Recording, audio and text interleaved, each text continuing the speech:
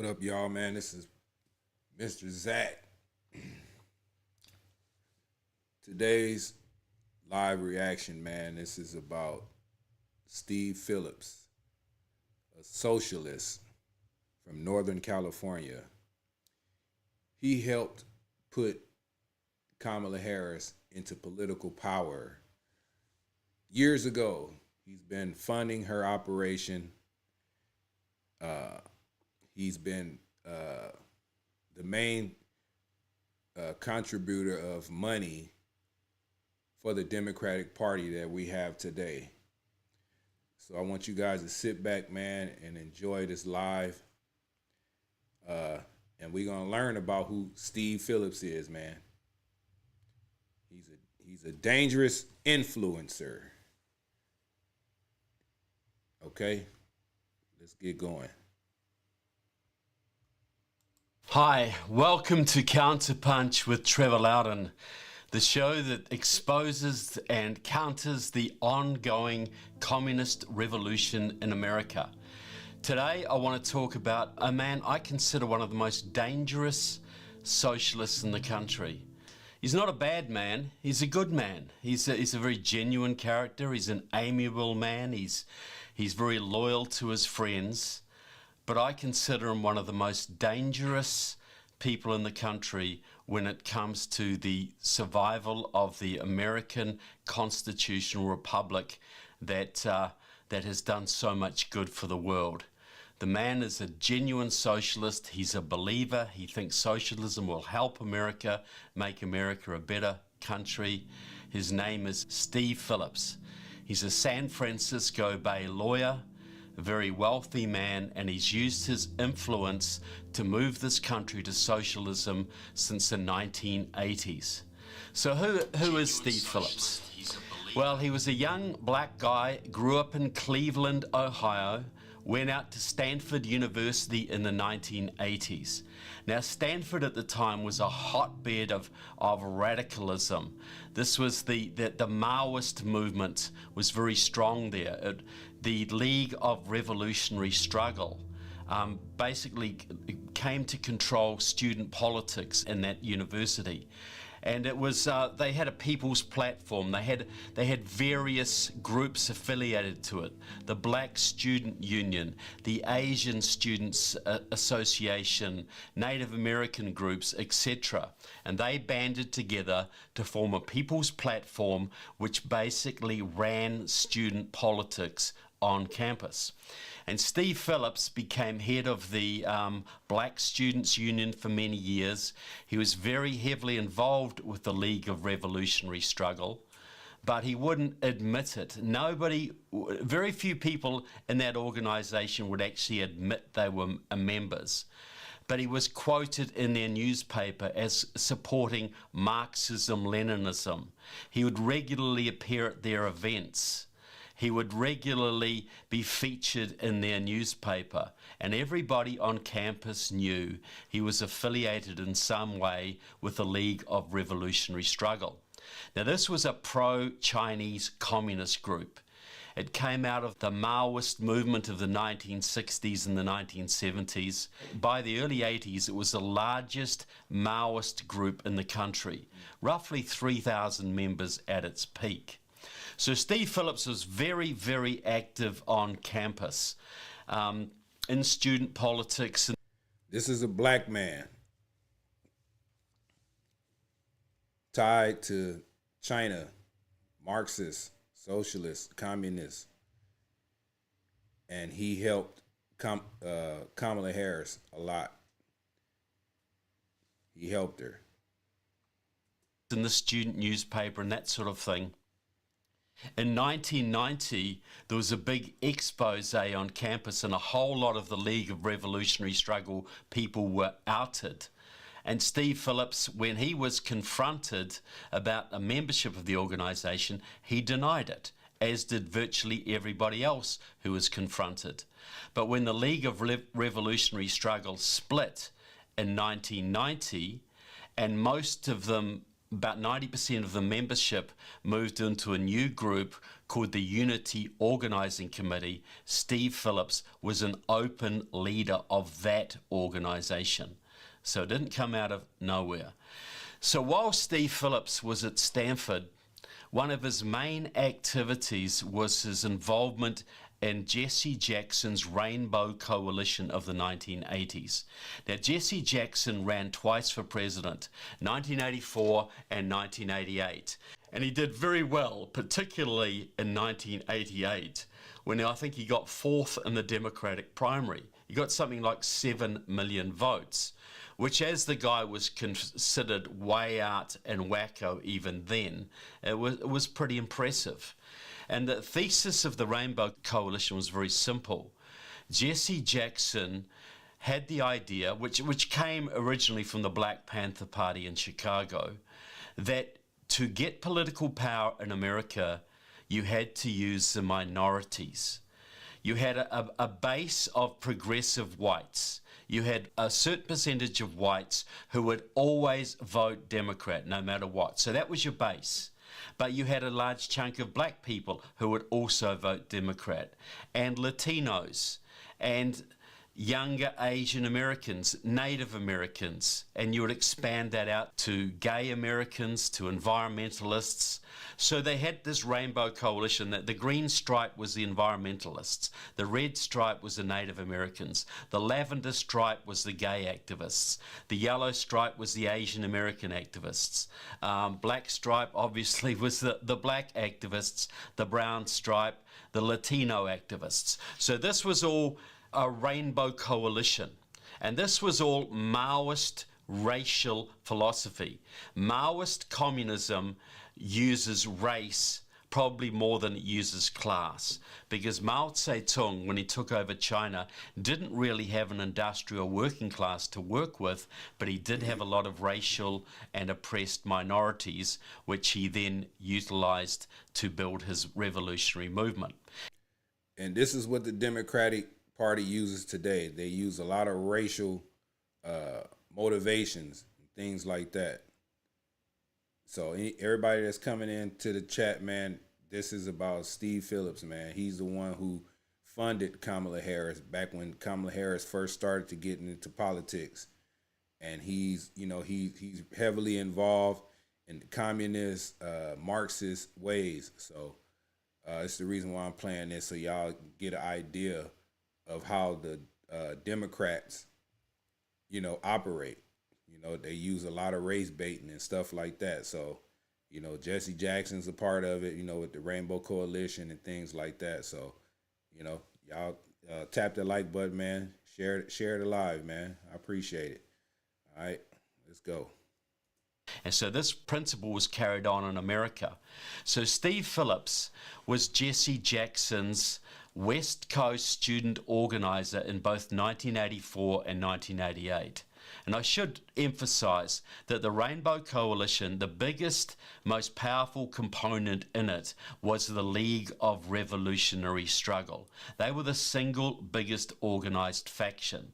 They also had Communist Party USA members, Democratic Socialists of America members, Communist Labour Party members, even the Workers' World Party chipped in for a while, and also Freedom Road Socialist Organization, etc. It was a completely communist operation from top to bottom, but it propelled Jesse Jackson to fourth in the Democratic primary.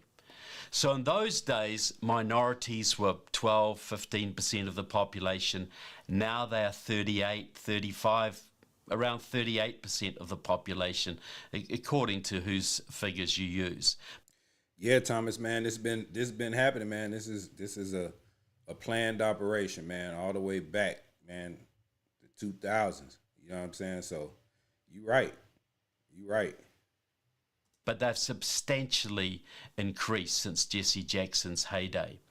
So The League of Revolutionary Struggle was a big part of the Rainbow Coalition, and they applied these racial politics. In Stanford, they had a Native American group, they had an Asian American group, they had a black group, they had a Jewish group, they had a gay group, and a general progressive group, and they united these together into the People's Platform, which they used to win student elections. So it was a Rainbow Coalition on a small scale.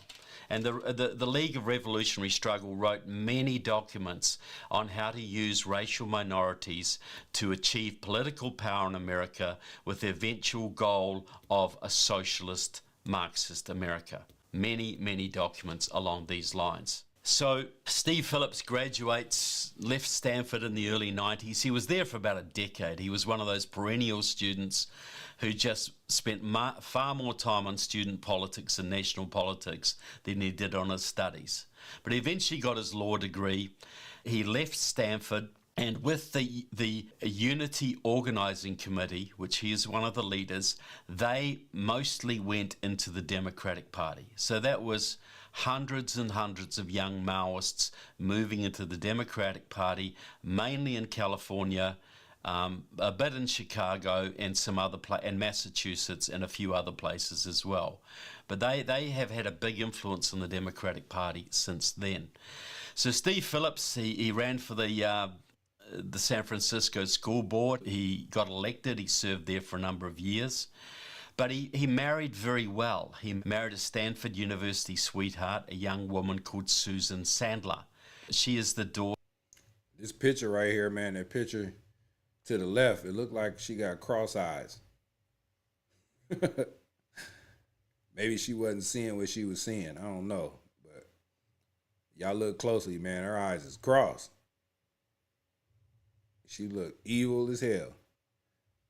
And he over there smiling. Daughter of Herb and Marion Sandler. They were very leftist business people. They ran Golden West Savings and Loan, fifth or fourth biggest savings and loan in the country at one stage.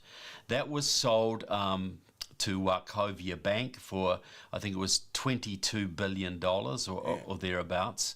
The profit for the Sandlers was about $2.2 billion. And that money, half of that money was invested into left-wing causes, Democratic Party, behind progressive leftist candidates, ballot measures, etc. So Steve Phillips had access to a lot of money, and he used that money to buy himself influence inside the Democratic Party and to fund the progressive movement in this country. Now, one of his first forays was in 2005. Steve Phillips went down to Georgia at a meeting in Atlanta with George Soros and Norman Lear from People for the American Way and others, where they set up the Democracy Alliance, which has become a very shady, secretive body. But now it's about 150 members strong. To belong to it, you have to commit to donating $200,000 a year to the Alliance's favoured causes. So it's basically a very secretive gathering of this country's most prominent leftist billionaires and multimillionaires. And Steve Phillips is really one of their main intellectual drivers. You got to donate $200,000 a year to be a part of this. Man. Really does direct where they put a lot of their money. You know, George Soros has put something like $18 billion into the progressive movement in the last few years. But I'm telling you, Steve Phillips tells people where to put it. And that's why he is so influential and, in my opinion, so dangerous to this country. Now, one of the other things he did, he was involved in the Center for American Progress, which is the leading Democratic Party think tank, very close to Hillary Clinton, the Podesta brothers, etc. So Steve Phillips and his wife Susan Sandler have both been involved in the leadership of that, ProPublica, etc. Many other groups around the country. Steve Phillips has a lot of influence in the Democratic Party. What up, Keck? I see what's going on with you. Man, that man right here, Steve Phillips, man, he a rich man. He helped Kamala Harris get into political power, man. He been paying for her stuff, all type of situations, man. And he comes from the same area as Kamala Harris. Communist. And what he started to do about 2008 was to seriously turn his attention to national politics and to apply what he had learned in the Rainbow Coalition on a national scale. That is, uniting the minorities and the progressive white core to build majorities that would flip states, flip districts, elect people who would implement socialism around the country. And one of the first operations, he set up a group called PAC. Then it became PAC Plus, then Power PAC Plus. But PAC and Project Hope, which he set up about the same time, they did a lot of voter registration drives in Southern California. But in 2008, they got $10 million together and did this massive voter registration drive and get out the vote operation in 17 southern and southwestern states. Now, they chose those states because of the Rainbow Coalition strategy, because in those states you have large black and Latino populations who lean heavily Democrat, but don't normally vote. And so by signing those people up to vote and aligning them with the small core of white progressives in those southern states, you actually start to get to the point of having a majority in many of them. And especially as there is more of a migration of blacks from the north back to the south, where the South Asian population is growing in places like Georgia, where the Latino population has expanded dramatically in recent years. You've got a situation where those southern states are now more and more vulnerable to this Rainbow Coalition strategy. So with this $10 million operation, Steve Phillips, in his own words, he claims credit for this, that operation is what got his friend Barack Obama ahead of Hillary Clinton in the 2008 Democratic primary, and of course Barack Obama went on to win the election. Barack Obama's election was the Rainbow Coalition. It was progressive whites plus the minorities under the leadership of a candidate of color. So Steve Phillips reasons to get the minorities to vote, you have to run minority candidates. It's a very racist strategy. It's all about using minorities and their minority loyalty to turn the country towards socialism. So you run these minority candidates, they're all hard left-wingers, but they don't normally run openly as Marxists or socialists, but they have enough racial appeal to get the minorities out. They're usually young, intelligent, and so that's how they do it. And that's what's happening right now with Kamala. They use the minority card to get people to, fall in love with them, and then they hide their real true agendas, Because if they told you what they was about right up front, man, wouldn't nobody even vote for them. They'll vote them up out of office. So it's all a plan, man. And Steve Phillips, man, he has the plan to get the minorities to vote. Barack Obama was the first nationwide example of that strategy. Well, he wasn't the last. Steve Phillips had a very good friend at Stanford University, a young guy who was not quite as radical as him, but divide and conquer, Thomas.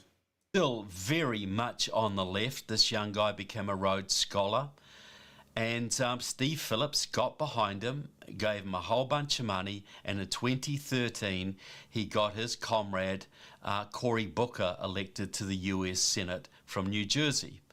And when he was appealing at the time for progressives to get behind Cory Booker, Steve Phillips wrote in his own personal blog, he talked about his own journey from the left, his own Marxism-Leninism, his thesis on the Black Panthers, his hardcore leftism. And he said, look, Cory Booker isn't Karl Marx. You know, he's not quite as openly leftist as Bernie Sanders, but he is one of us, and the left should support him. He was very open about that. And he supported Cory Booker all the way through until Cory Booker ran for the president in 2019, 2020. But Cory Booker failed. But that wasn't the end of the Phillips experiment. There were several other races where Steve Phillips had a big influence. 2018 was a big year for Stephen Phillips. By now he had Power Pack, which was going strong. He also had another group called Democracy in Colour and the Sandler Phillips Centre. And all of these groups were involved in funding candidates, backing candidates, propagandizing, holding conferences. I see your comments, man. Go ahead and go live in actual life, bro. This is history. How am I hating? This is out here for everybody to see. You know, like you said, people want to be represented right? So I want to be represented right. I'm digging. I want to know what's going on. Because for years, I've been voting blind. So, if you're going to go live in your actual life, go on up out of here, man. So, we don't need you in here anyway. You don't want to learn nothing, then that's on you. All right? Have a good night. Etc. So in 2018, Steve Phillips backed David Garcia, who ran for governor of Arizona. Garcia didn't win, but he set the stage and helped to lift the Latino vote. That Arizona now has 2 Democratic senators, the Communist Party supporter Kyrsten Sinema and the former astronaut Mark Kelly. So that was really on the back of Steve Phillips' investment, the plans he laid in Arizona. He also backed his very good friend Benjamin Jealous, the former leader of the National Association for the Advancement of Colored People, for the governorship of Maryland. Now, Jealous didn't win either because Maryland still has a lot of conservative Democrats, and they were not going to have a radical like Ben Jealous leading their state. He had more success in Georgia with Stacey Abrams. Now, she is a long-time protege of Steve Phillips. She's also a long-time protege of a woman called Jonetta Cole, who used to be a leader of the Venceremos Brigades. She was, which was set up by the Cubans to Cuban intelligence services to bring young Americans to Cuba for potential recruitment as spies, terrorists, etc. Wow. Own black lady want to recruit these people to turn them into spies. Boy, you learn a lot when you sit and listen. You know,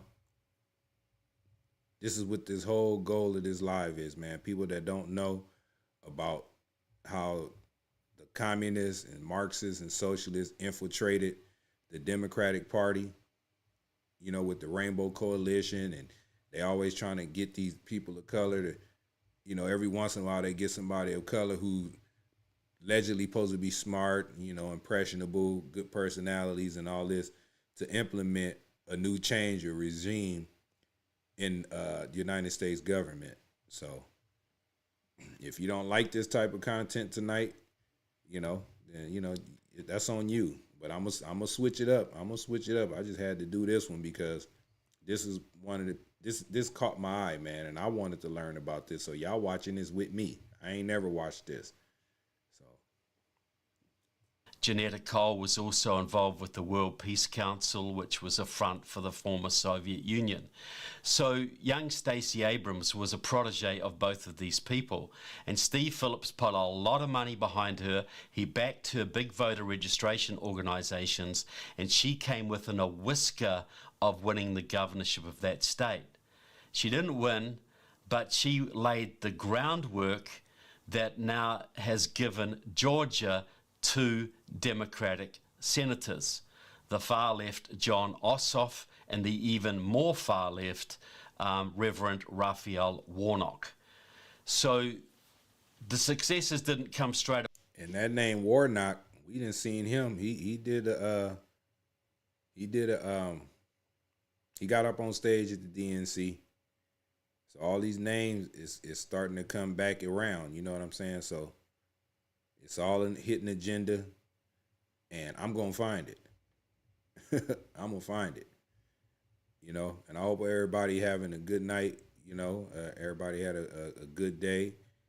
You know, let's go. Away, but the successes are now there. He also backed his very good friend Andrew Gillum for the governorship of Florida. Now, Gillum was a member of the board of Power Pack, Steve Phillips's organization. He trained at the Rockwood School, which is also has received money from Steve Phillips. That's a training school largely run by affiliates of Liberation Road, the pro-Chinese communist organization in this country. And so Andrew Gillum raised the Democrat vote 40% in that state by going into the Black, Latino, Puerto Rican communities and signing up large numbers of voters. And it was only because Donald Trump backed Ron DeSantis, who stuck it to Gillum and called him out for his socialism, that the Republican vote was lifted even higher, and Florida was spared a socialist governor. Call them out. Call them out. See how they use the race card to try to get other people to fall in line with them. They're using it. They're trying to do it right now with Kamala. You know, this is just crazy to learn this and to see this. But Steve Phillips is still busy working away. He one of his great successes, and you'll see this woman on the national stage now, was of course Kamala Harris. Steve Phillips worked very closely with Maya Harris, Kamala's sister, at Stanford University. They were student radicals together. Steve Phillips knew the family very well, has worked with Kamala and Maya on many operations in California over the years. When Kamala stood for district attorney in San Francisco, Steve Phillips backed her. When she stood for the Attorney General of California, Steve Phillips backed her. When she stood for U.S. Senator from California, Steve Phillips backed her. Power Pack gave a lot of money, a lot of guidance. I say she is Steve Phillips' protege. And now he is trying to engineer her to appointing friendly people into all sorts of positions in the White House. When Obama was in power, Steve Phillips got the Obama administration to appoint Tony West into the Justice Department at number 3 under Eric Holder. Tony West was, of course, Maya Harris's husband. And now they're trying to engineer Tony West into possibly even the Attorney General's position. So this is... They're trying to put all their players in the key spot so they can try to flip the government. This is the power and influence that Steve Phillips actually has. Now, the whole philosophy here is using race to bring about socialism. Ain't that what I just said? Steve Phillips has laid this out very, very explicitly in his New York Times bestseller, Brown is the New White. You can't really call this a conspiracy so much because he's got a book laying it all out, and it's a New York Times. Nancy Pelosi, there she is. Times bestseller. He has pictures on his website of Obama holding a copy, of Nancy Pelosi holding a copy, of many leading Democrat figures who have read the book or have endorsed the book. I regard it as the blueprint, the Bible for today's Democratic Party. And so what his thesis is this. Steve Phillips laid it out. Brown is...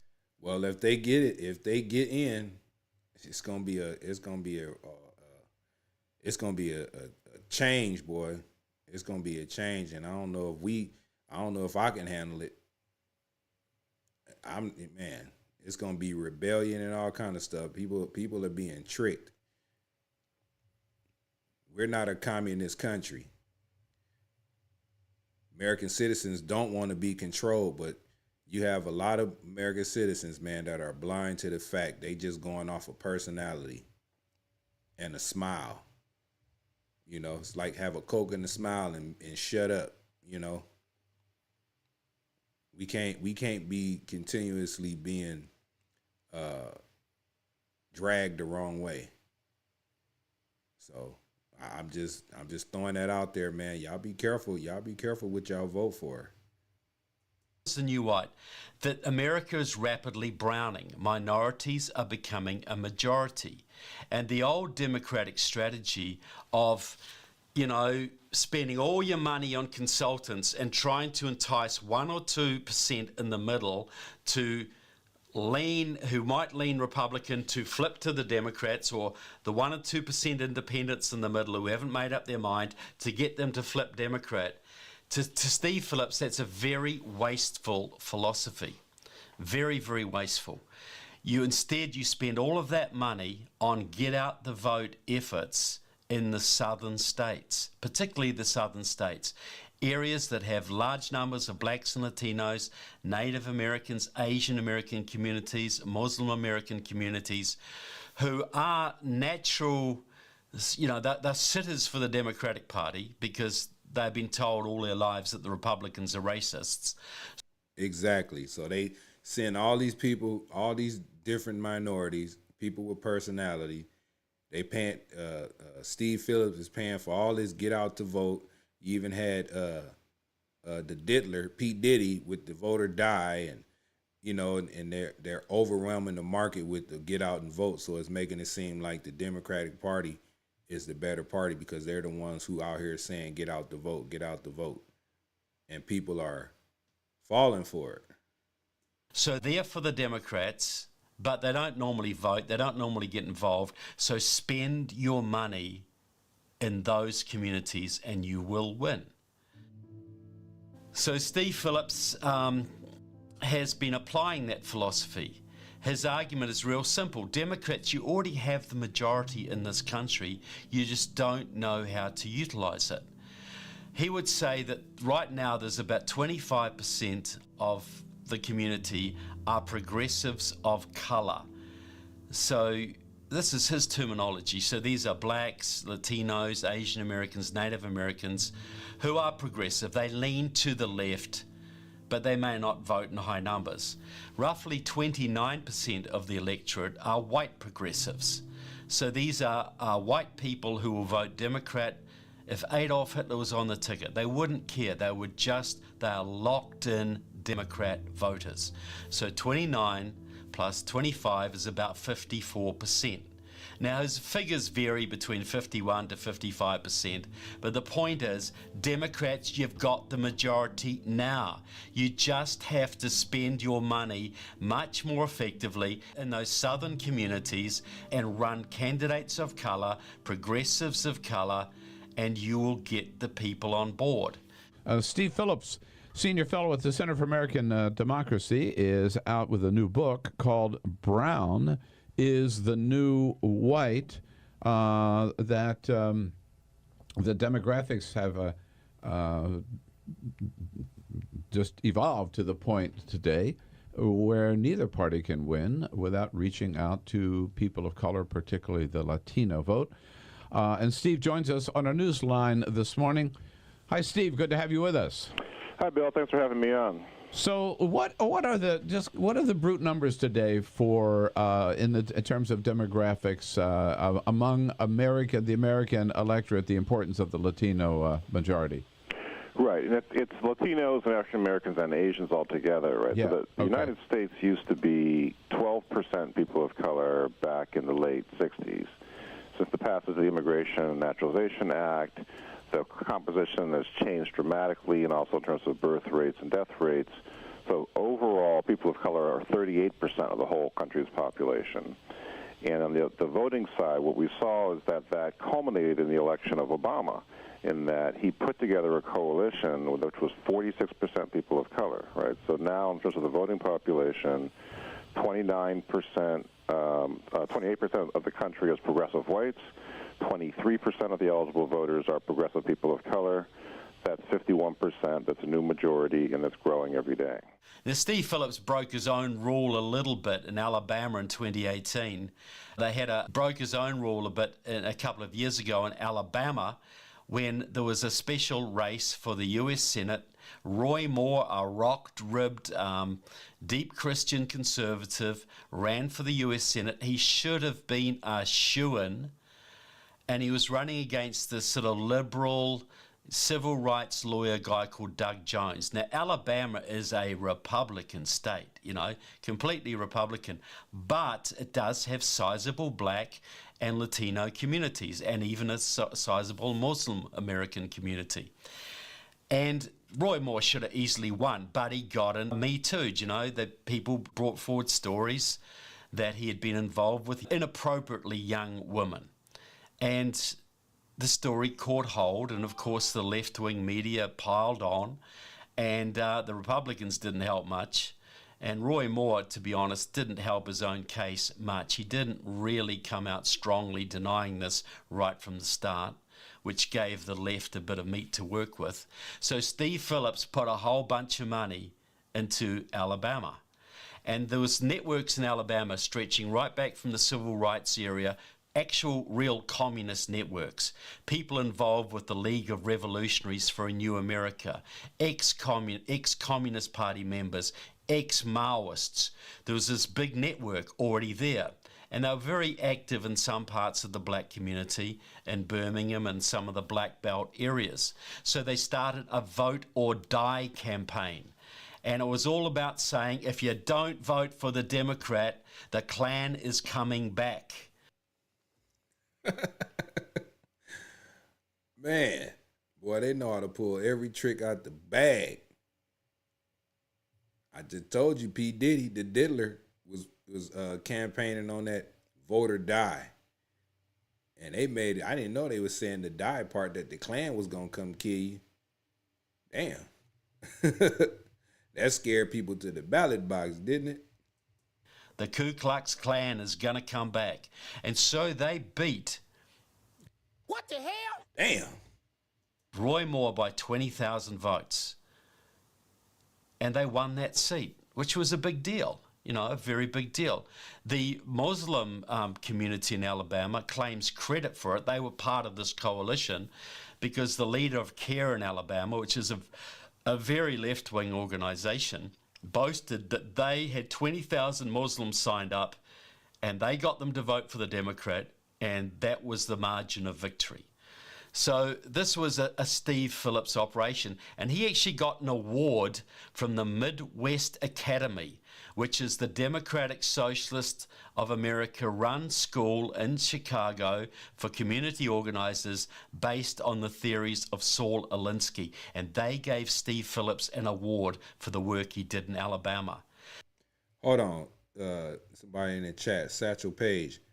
Man, go to my last live and watch my last live, and I'm going to break it down. It's going to break it down all for you to let you know what Kamala Harris and Steve Phillips and Willie Brown and all these people, what they've been raised on, what they've been pushing.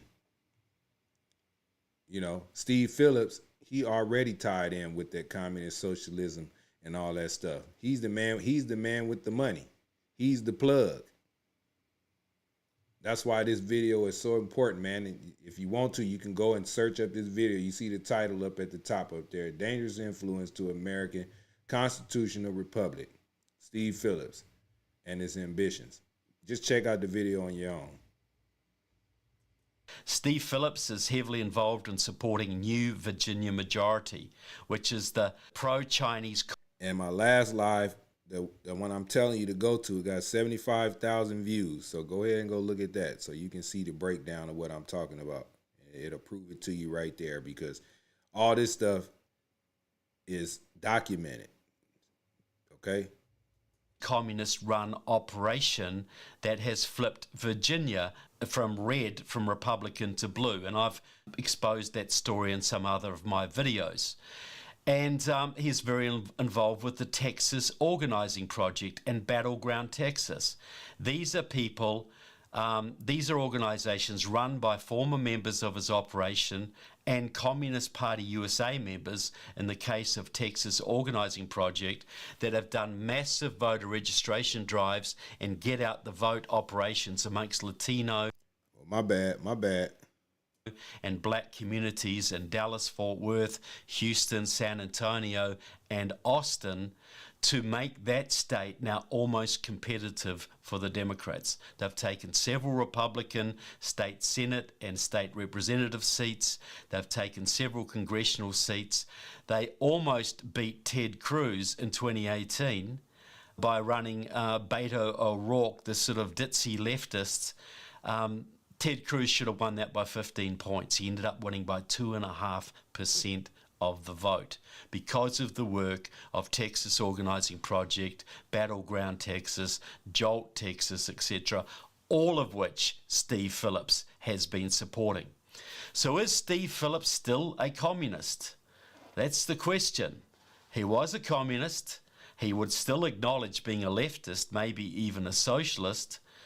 But, you know, there is evidence. The fact that he is backing groups like Texas Organizing Project, which is run by bona fide actual Communist Party members and former Stanford University Maoists, the fact that he supports New Virginia Majority, which is run by the communist John Liss, a bona fide member of Liberation Road, a Maoist pro-Chinese communist group, the fact that he backs these people would tend to indicate that he still has sympathies in that direction. Exactly. What the hell?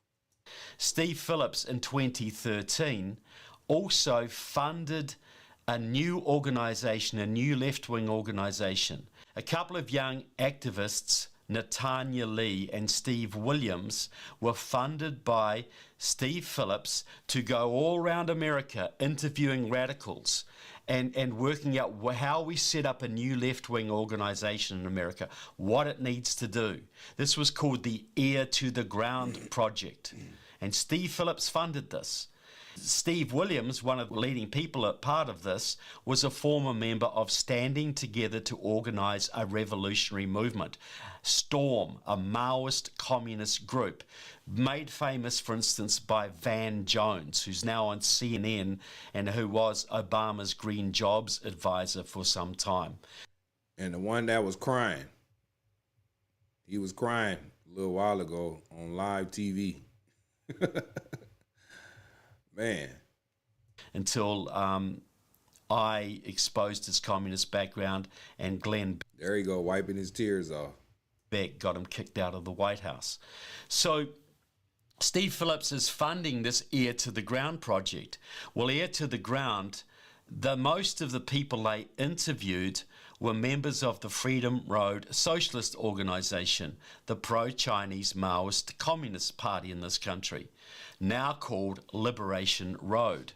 And what they did out of this series of interviews, they set up a new organization called Left Roots, which really serves as a subsidiary or allied organization to Liberation Road. Some of the people are members of both groups. They promote the same causes. They hold joint meetings. They work together very, very deeply. And Left Roots, for instance, has very deep ties to China. They have sent delegations to China. Left Roots and Liberation Road effectively run the Chinese Progressive Association out of San Francisco and their sister group out of Boston. The one in San Francisco is really the guiding group for Black Lives Matter.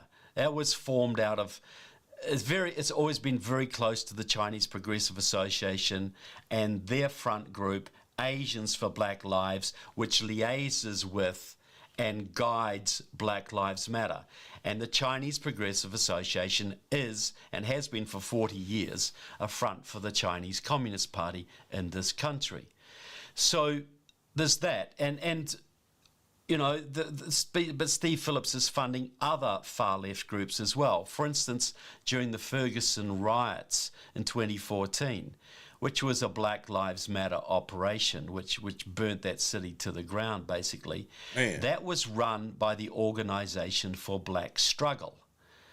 Now, the Organization for Black Struggle is headed by a woman called Jamala Rogers, a former member of the League of Revolutionary Struggle, who then moved on to the Freedom Road Socialist Organization and is now presumably in Liberation Road, which is what the Freedom Road Socialist Organization is now called. So Steve Phillips was funding the Organization for Black Struggle.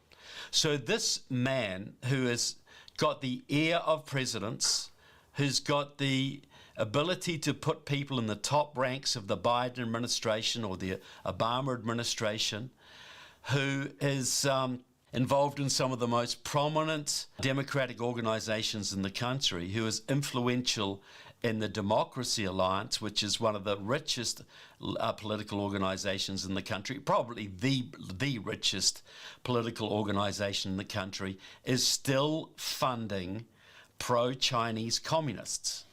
And he comes from a pro-Chinese communist background.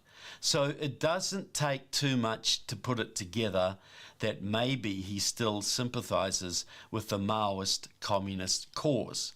It does seem that way, which it makes it very, very scary that he has the ability to put people like Kamala Harris, who has her own extensive Maoist background.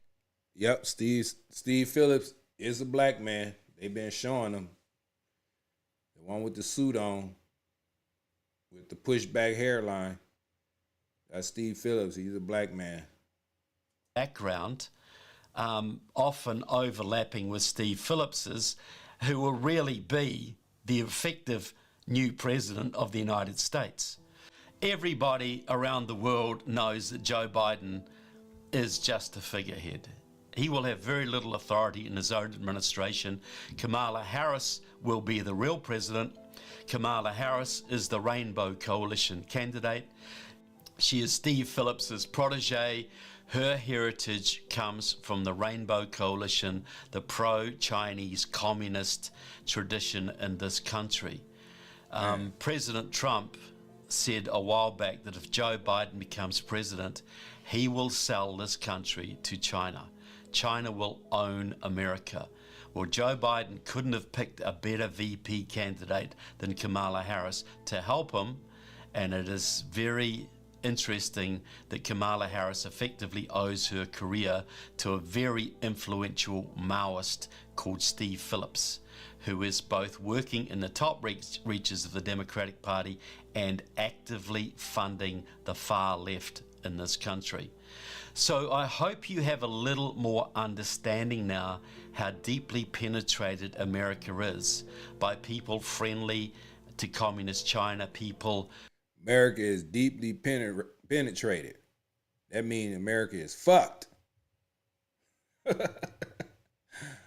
Man. And Biden did, Trump did say if Joe Biden become president, China is going to own America. And guess what? We have a lot of Chinese people coming over here. Military fighting men. All of that. You know? And what are they doing here? What is the purpose of all those young Chinese military fighting men? Why do they want to have us buy all these damn electric cars and have China build them all? Why is that? You know, why is that? China is a communist party. you got Kamala Harris, whose roots stem from communism. That's why she want to do all these price controls and all these things that she's trying to get past and saying what she gonna do when she become president. You know, it's America is falling, man. I didn't want to believe that. I really didn't want to believe that, but the way things are going, it's just crazy, man. It's very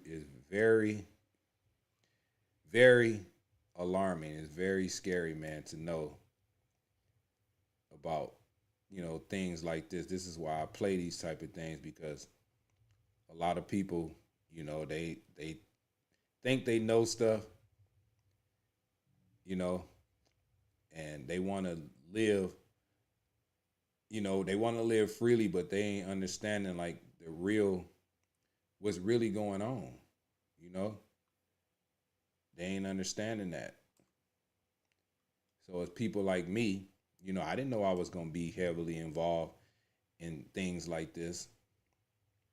But me getting older and having grandkids and raised my kids the best way I can and struggled and all kind of things, now I'm starting to realize that it's all part of the Democratic plan. They want to control. They want to give us everything. Like they want to give us handouts. And I'm the type of person that like to work and get it on my own. And the capitalistic mindset. The more you make, the better you're off. I mean, we you can't take it with you when you go, but you can leave something behind. Generational wealth for your kids and your family. And people are, they walking around here blind. They walking around here blind, man, every day, thinking that it's just life, it's just, but you got to live here. You know what I'm saying? You got to live here. While you here, your conscience right now, you have consciousness right now. So it's nothing wrong with wanting to know what's going on.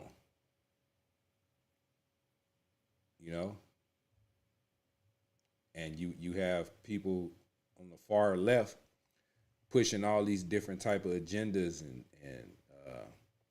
that woke agenda and all this stuff, And I'm old school. I come from the old school. I believe that there's two genders. There's two genders. Kids are kids. Let the kids make their own choices and grow up how you can. It's just crazy to know that these people are pushing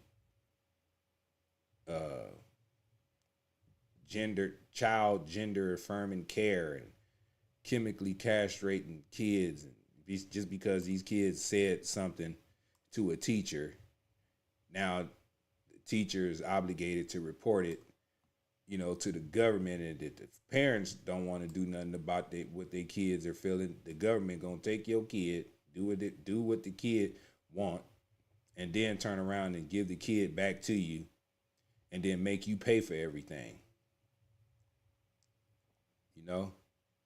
That's just crazy to me. That's crazy. And they keep on pushing this racial theory, get the black people to vote for the Democrats. Like, it's just it's sad, man. It's sad. And she blatantly, she flipping on Kamala's flipping on everything about what she said, but she said it, you know what I'm saying? And she said in her interview she had with CNN, her values haven't changed. So a person says that, the values ain't changed. She can lie. They gonna lie to you and say, nah, I didn't really, I wasn't really gonna do that, but you give that person the opportunity, they gonna do it. Especially if she being backed by Steve Phillips. Steve Phillips, he ain't playing. He got the money. He putting people in positions, you know. And if you don't do what he tell you or do what he say, your career is gonna be ruined. You know. It's this world, man. I ain't gonna say the world. I'm gonna just say, man, America, man. This is sad. It's sad. I'm trying to find this other video right now that I wanted to play. I'm having a hard time finding it. Right now. Oh, in the chats, man, how y'all feel about America if Kamala was to become president and she turned this country into a communist type of country? How would y'all feel about that, man? Do you guys even know what communism is?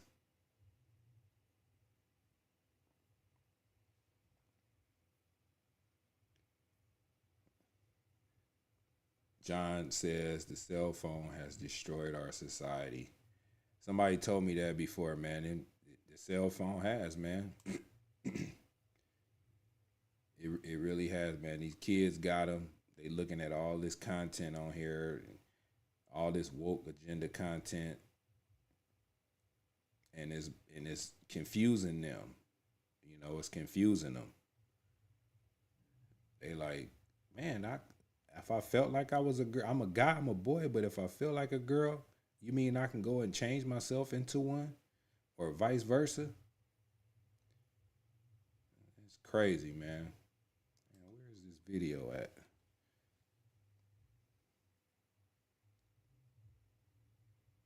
Shadow Jason, what's going on with you? It said headboard Harris, huh?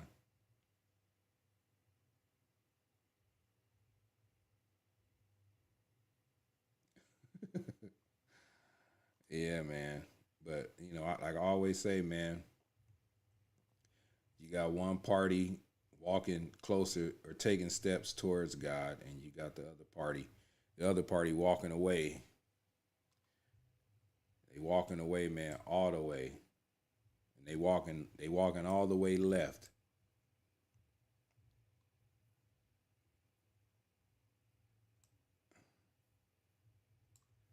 It's crazy. I'm trying to find this video, man. I should have been more prepared, but I wasn't. You know, things happen like this is live, man. I'm glad y'all stuck around, you know, for that informative video. Because, you know, the views on that video wasn't a lot, you know, but that video was like a year or two old. So now everything is starting to come to play, you know.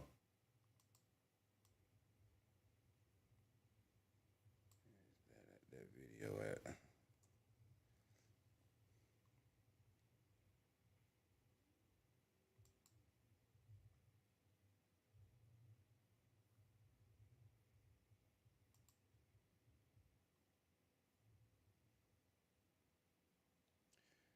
Yeah, man.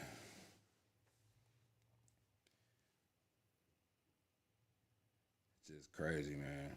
I see y'all know that Gavin Newsom out here in California, man, signed that $300 million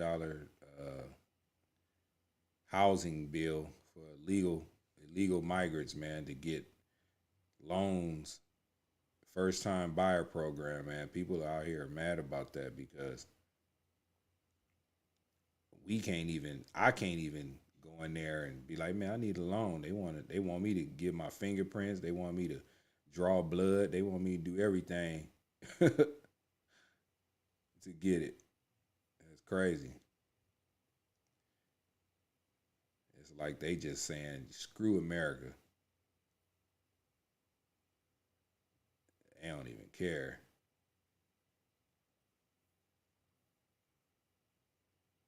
and they want the black people to vote Democratic.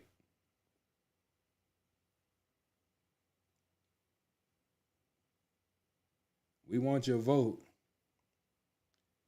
but you can't get nothing.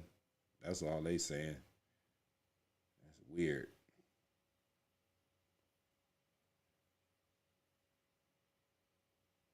And you got that gang, that Venezuelan gang out there taking over apartments and stuff in Colorado. Hey, where's that video at?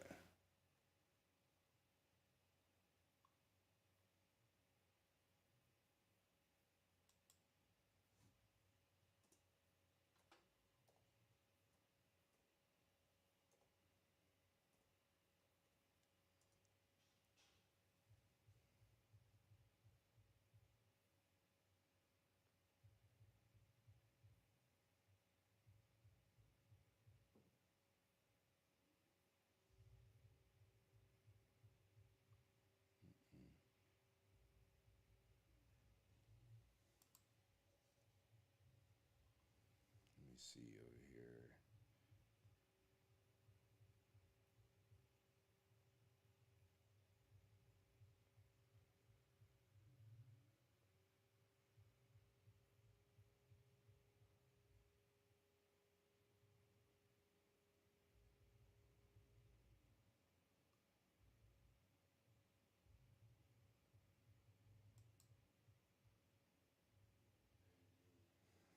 Y'all like JD Vance, man?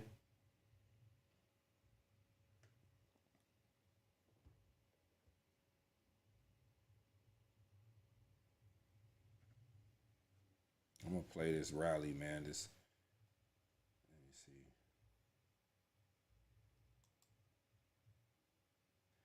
And I heard that Trump, they had another person trying to act crazy at another Trump rally. I was trying to find that. But it's like they shadow banning all that stuff for Trump. That's crazy.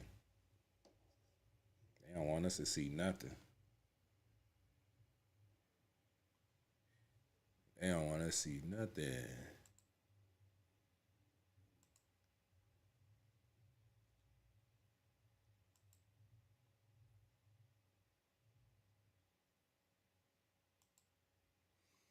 Anyway, man, let's play this little Trump, this little Vance rally, man. He hammers.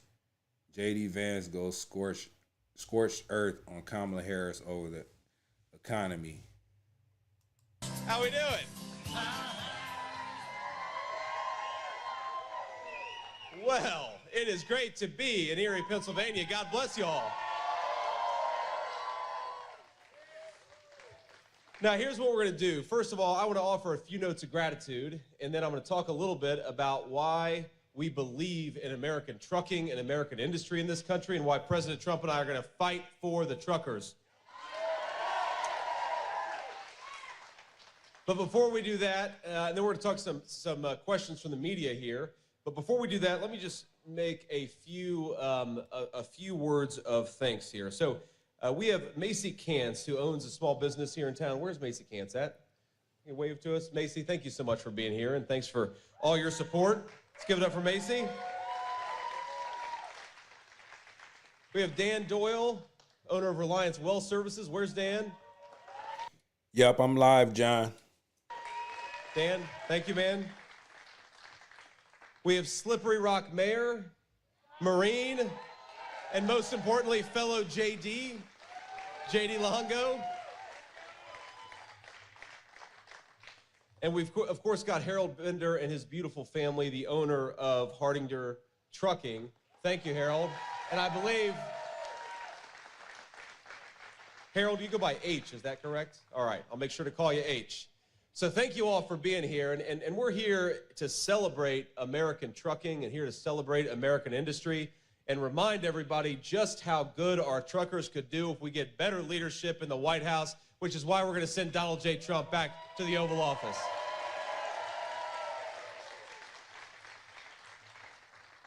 Now, we're here, of course, in the great state of Pennsylvania. Thanks, John. I don't know if you knew this. I just learned 1 in 15 jobs in the state of Pennsylvania relies on the trucking industry. That's amazing. And yet we have a Vice President Kamala Harris who wants to be president, who thinks that our truckers, we ought to put them out of business, and that our truckers should all learn computer code. That's what Kamala Harris believes about the trucking industry. Because if we've learned anything about the last 3.5 years, I think it's that we have not enough truckers and way too many computer coders. Let's support the trucking industry in this country, Kamala, not put it out of business. We need the trucks. How else the groceries gonna get to the store? How else all the stuff that we buying is gonna get to the stores and get to where it need to be so we can buy it? I don't understand they logic, Kamala's logic. I don't understand that. But the more and more I dig deep on the history of Kamala and her views and values, it sounds like communism to me. They want to control everything. And if anybody needs to get a new job and learn to code, it's Kamala Harris. Ain't that right? Let's throw out of office. So we have a different message, President Trump and I, we have a different message. Our truckers are irreplaceable, and we are going to fight for them every single day. And that's why we're here today, and that's why we're going to keep on doing stuff the right way. Now, here's the thing that I think it's important for those, all of you get this, but I think a lot for especially our friends in the press and those watching at home, look, if you don't have American trucking, nothing works. How do you think the groceries get to the grocery stores? Exactly. From American truckers? How do you think that the things that you buy at Target or any other store, how do they get there? They get there with American truckers. We do not have an economy unless American truckers are able to do what they do so well. And we have a president right now and a Vice President, Kamala Harris, who wants to raise the price of diesel, raise the price of gasoline, and have every trucker in this country drive an electric vehicle, which doesn't make a whole lot of sense, ladies and gentlemen. Now, we have a lot in the state of Ohio. We have a lot of great trucking companies, just like you do here in the state of Pennsylvania. And I was meeting with some local truckers when I was in D.C. at my Senate office. This is probably 6 or so months ago. And what struck me is not just that they were frustrated by Kamala Harris's policies. What struck me is how little Kamala Harris knew about the business of trucking in this country. And I don't know why it got to be explained, man. It's the people on the other side of the aisle, man. You got to explain to them. It's like they just retarded and don't understand how the hell do they get their damn groceries at the White House or anything.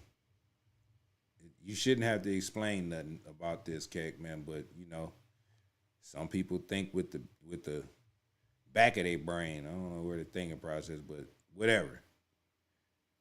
They ain't lost their damn mind. In fact, I guess one of them asked a senior administration official. They said, "Well, you guys want us to all drive electric trucks? That doesn't make any sense." And they said, "No. We're going to get electric trucks to the point where they're the same price as a normal diesel truck." And so I guess these truckers asked Kamala Harris's officials, well, how much does an electric truck cost right now? And they said about $150,000.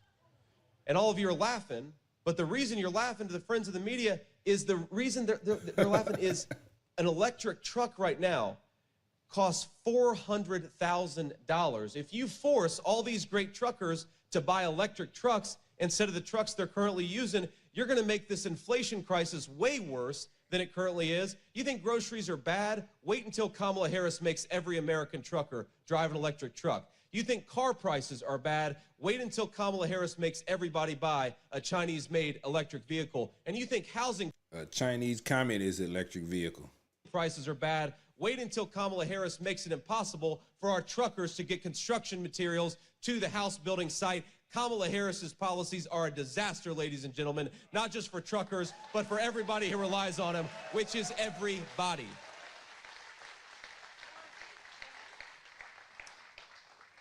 And I think we have to have some compassion for the people who've been affected by all of her terrible policies. It's one of the reasons why we've got to get Donald Trump back in the White House. Because every single day, hard-working Pennsylvanians, truckers, and everybody else, they're working harder and harder, but they're falling further behind. And let's just tick through some of the information here. In the state of Pennsylvania, you are $11,400 poorer than you were on average than when Donald Trump left office. What that means is you have to spend almost $12,000 to get the same stuff now that you could buy 3.5 years ago. Is that prosperity? Absolutely not. Under Kamala Harris's policies, in Pennsylvania, the average worker's wages have gone down by 6%. So people are working harder and harder. Things cost more at the grocery store. Things cost more everywhere. And our workers aren't getting the wage increases they need to keep up. Donald Trump has a different idea. Donald Trump thinks we ought to have more take-home pay. Donald Trump thinks that our truckers ought to be empowered to do their jobs. And Donald Trump thinks that Kamala Harris ought to get the hell out of the office and let somebody who knows what they're doing.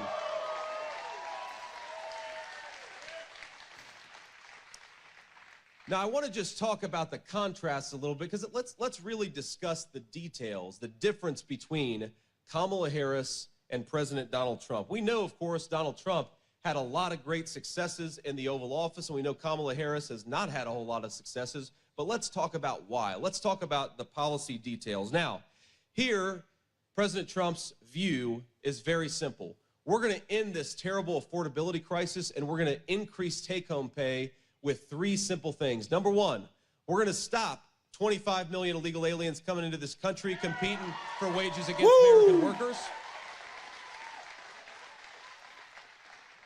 We're going to stop ridiculous job-killing regulations like the EV mandate. Let's buy American-made stuff, not Chinese-made stuff. And number 3, we are going to drill, baby, drill. We got plenty of energy right here in Pennsylvania. Let's get it out of the ground with Pennsylvania workers. Now, here's the other thing that Kamala Harris wants to do. Kamala Harris thinks that instead of deporting illegal immigrants, we should be giving them amnesties. Does that sound like a good idea? Kamala Harris thinks that instead of unleashing Pennsylvania energy workers, we ought to buy energy from Iran and every tin-pot dictator all over the world. Is that a good idea? And Kamala Harris thinks that instead of unleashing American energy and American creativity and American business, we ought to tax you guys more to send your money to communist China to buy electric vehicles. Is that a good idea? Hell no. So is it a good idea to give Kamala Harris a promotion? No, we're going to do what Donald Trump loves to do to people who don't do their jobs. You are fired, Kamala Harris. You're out of there. It's done. Kamala, you're fired. Get out of there, Kamala. Get out of there. We're not going to take it anymore, Kamala.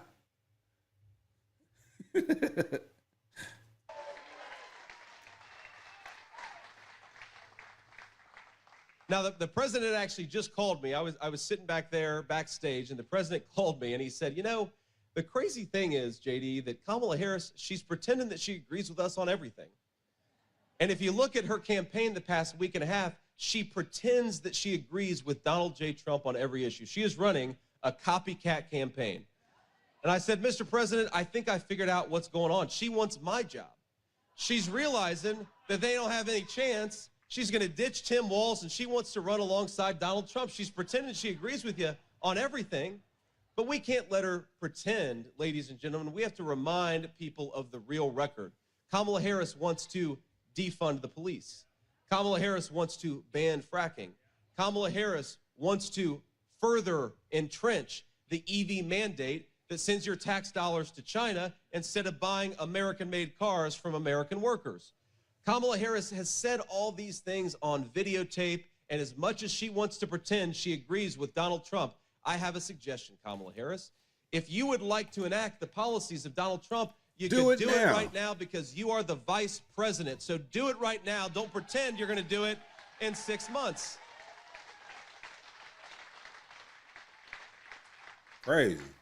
Now, I've been in politics for all of 2 years, and I've met some pretty shameless politicians. Man. But I've never met anybody who, as the sitting vice president, could stand before a crowd and say, on day one, we're going to tackle the affordability crisis affecting American families. It's like, Kamala, day one was 1,300 days ago.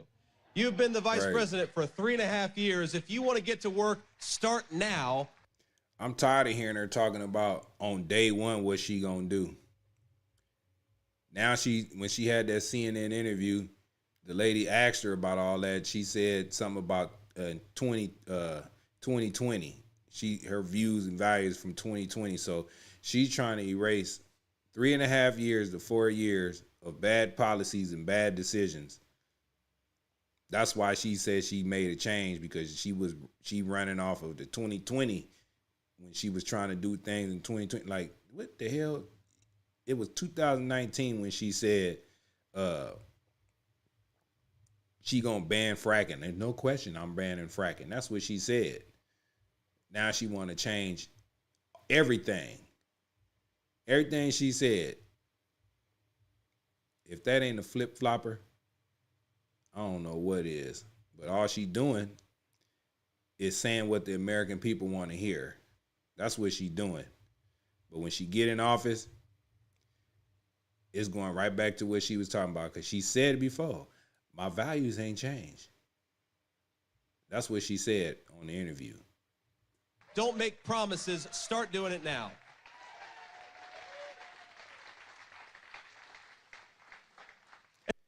Damn, Killy Mean said Kamala has the intelligence of a box of dry macaroni. Man. What the hell? A dry box of macaroni? What? Man. And here's the final big difference between Headboard Harris wearing flip-flops. Yeah, she flip-flopping like a mother.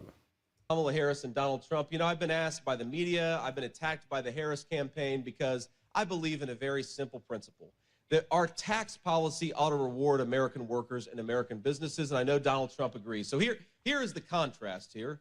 Donald Trump wants to cut your taxes. Donald Trump wants to cut taxes on American businesses hiring American workers, and he wants to raise tariffs on the Chinese and everybody who's trying to rely on Chinese slave labor instead of American hardworking people.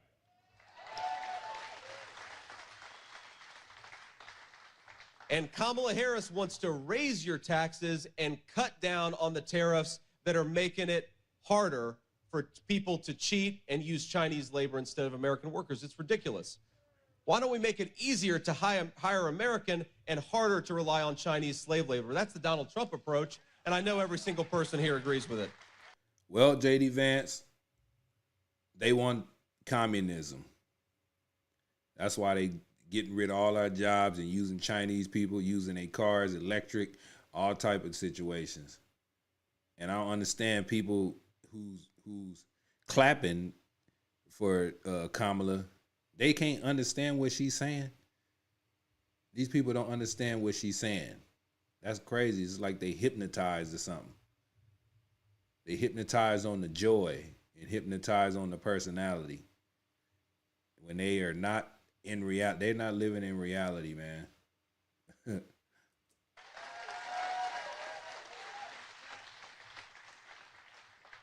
So let me leave you with one final thought here, and then I want to kick it over to our illustrious media to ask some questions. It's very simple, my friends. Look, we have the best country in the entire world. I've been flying...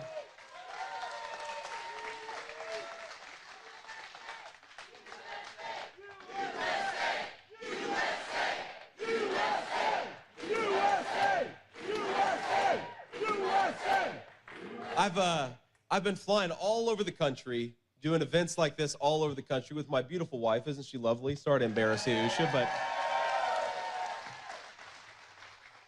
you bring your wife to Erie, Pennsylvania, you got to embarrass her a little bit, right? And all I can think about when we fly into a new place or we drive to a new place is what a beautiful country this is.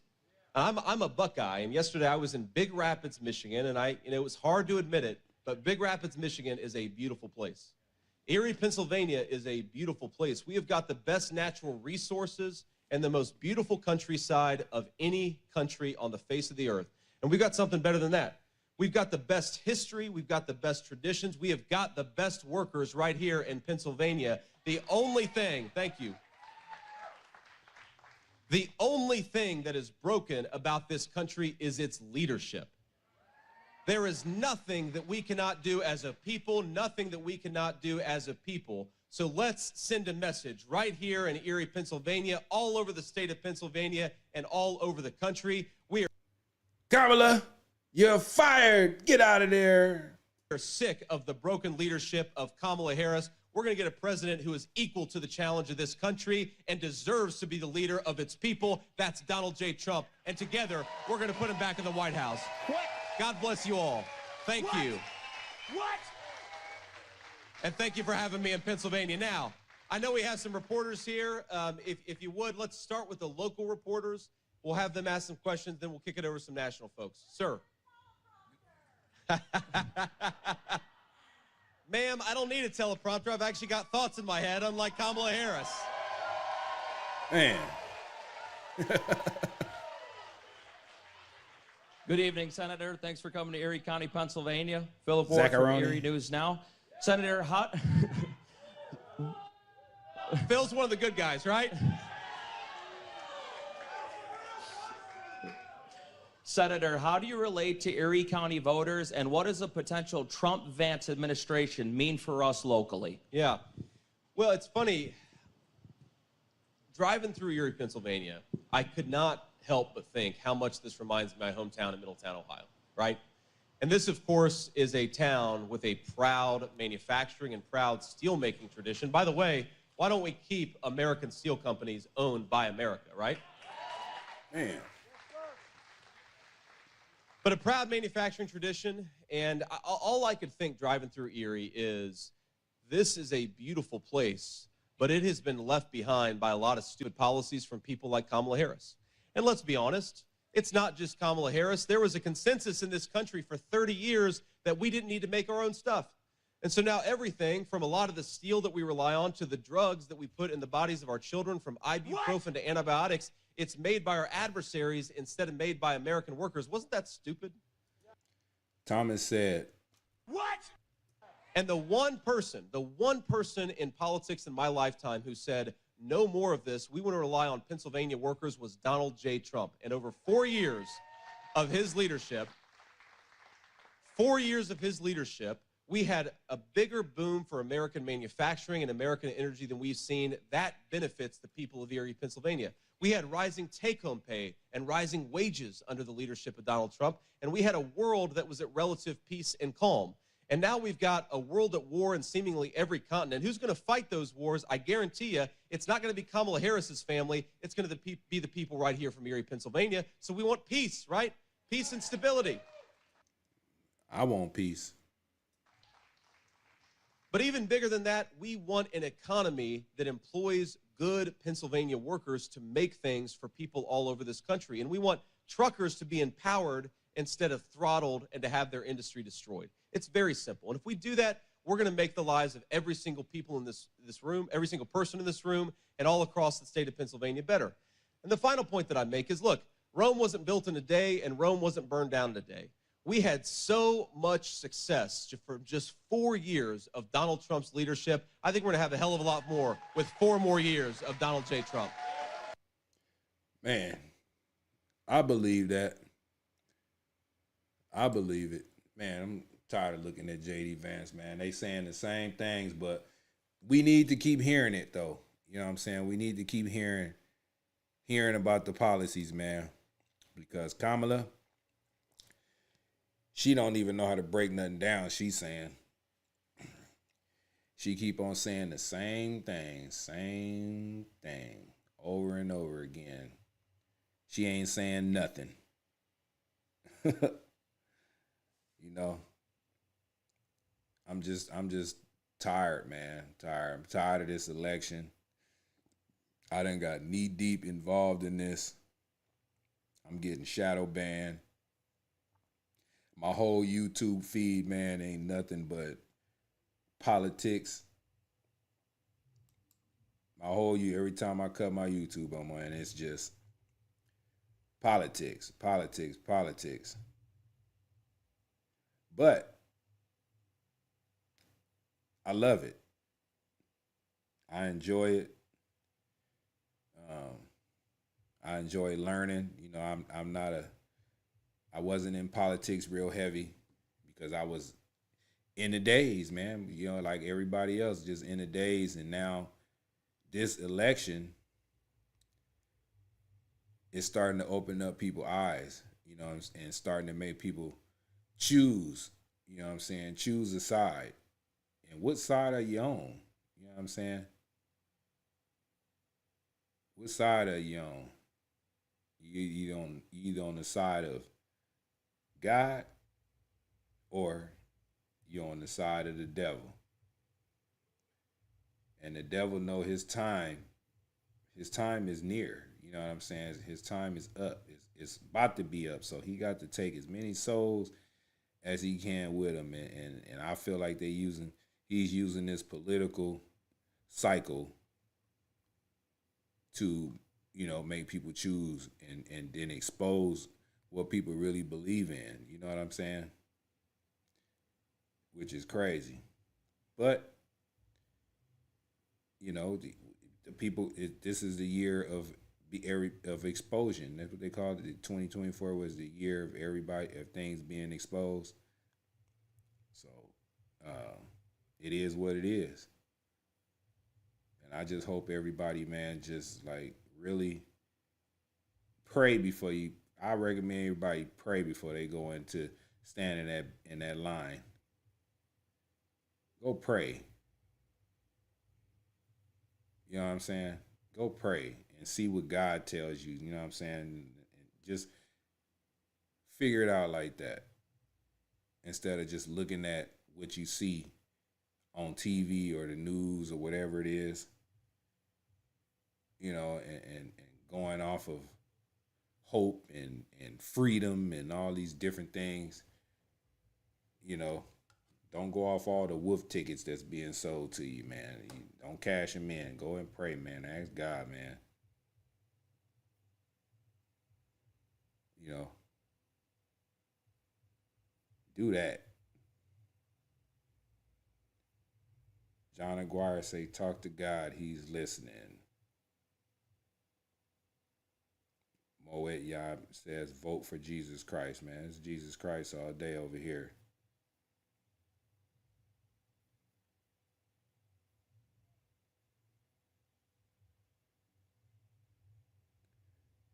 I'm reading these comments, man. Yeah, man, but you gotta make the right decision, man. Don't let Scamala and them, you know, scam you into their world, because their world, man, is demonic, for real. It's demonic. Anybody that's promoting things like they're promoting and you know, tampon Tim and all these different things, it's weird. It's weird, and they want to sit up and call JD Vance and Trump weird when all they saying that, like, when I watch their rallies, I can go to any of these rallies, like these major rallies, they start everything off with a prayer. You know? And with Kamala and them, they start off with Megan Thee Stallion shaking her ass, which is crazy. And they're using us basically. It's just weird. It's just crazy, man. It's crazy.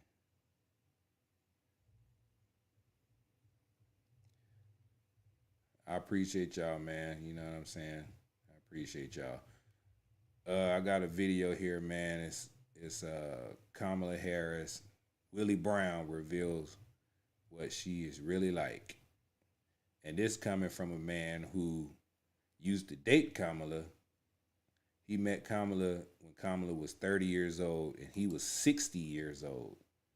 Party elder statesman. He was 60 years old. And he was a part of all of that. I don't know how deep he was involved, but his name was brought up with the communist ties back in the days when Kamala was a young DA and all this stuff, and she was getting into politics and all that stuff. So I don't know if he left or stopped messing with her when she started to be a politician and all that stuff. So I don't know if he agreed with everything that she wanted to do or whatever, but he's exposing her. He's exposing her. Kamala Harris, ex-Willie Brown, reveals what she is really like. Let's see. I ain't never watched this video. We watching it together. All right, let's go. It was wonderful to have that kind of ongoing daily activity relationship with somebody who had an interest in the world of politics and who had a superior command of attention from the public based on her natural beauty as well as her ability to create smiles and laughter. Every week here on Times Radio Drive, I've been talking to political guests, big heavyweights in American politics, getting the best analysis of what is happening in that race for the White House. Today, very happy to welcome Willie Brown, the former mayor of San Francisco, who... Hold on, a comment caught my attention. It's Adam 12. If you're a Christian, aren't you annoyed at the Trump Bible? I'm not annoyed at the Bible. If you open it and it's the word of God in the Bible, it's like a regular Bible, but it just got Trump name on the cover. That don't make me mad. That don't make me mad at all. It ain't annoying me. If it's the word of God, I don't care what's on the cover of it. It's the inside that count, brother. To me. Now, if I start reading it and he's changing up stuff and putting no tax on tips in the Bible and saying all the things he's saying in his campaign, then that'll be something different. But if it's the Bible, I don't care what the cover say. I done seen the Bible with the cover ripped off of it. It had the middle part. That's all that matter. So it don't annoy me at all. If you bought one of them Bibles, you bought it. I mean, you know, you ain't supposed to be buying Bibles. Bibles are, you know, you go to a church, they supposed to at least give you one or old copy or whatever, but it don't annoy me at all. I don't care what the cover is. It's the inside that count. I don't know if that answers your question. Also happens to be Kamala Harris's old mentor, a Democratic Party elder statesman. Good afternoon to you, Mr. Mayor. And nice to hear from you as well. It's lovely to have you with us. Now, I mean, you are a big figure in Democratic politics, pretty well known in the USA, much less so, I suppose, to others around the world, until very recently when Donald Trump got you very much into the world headlines when he told this story, didn't he, of how you and he sat side by side while you endured a near-death experience in a helicopter. Let's just have a listen back to that. Well, I know Willie Brown very well.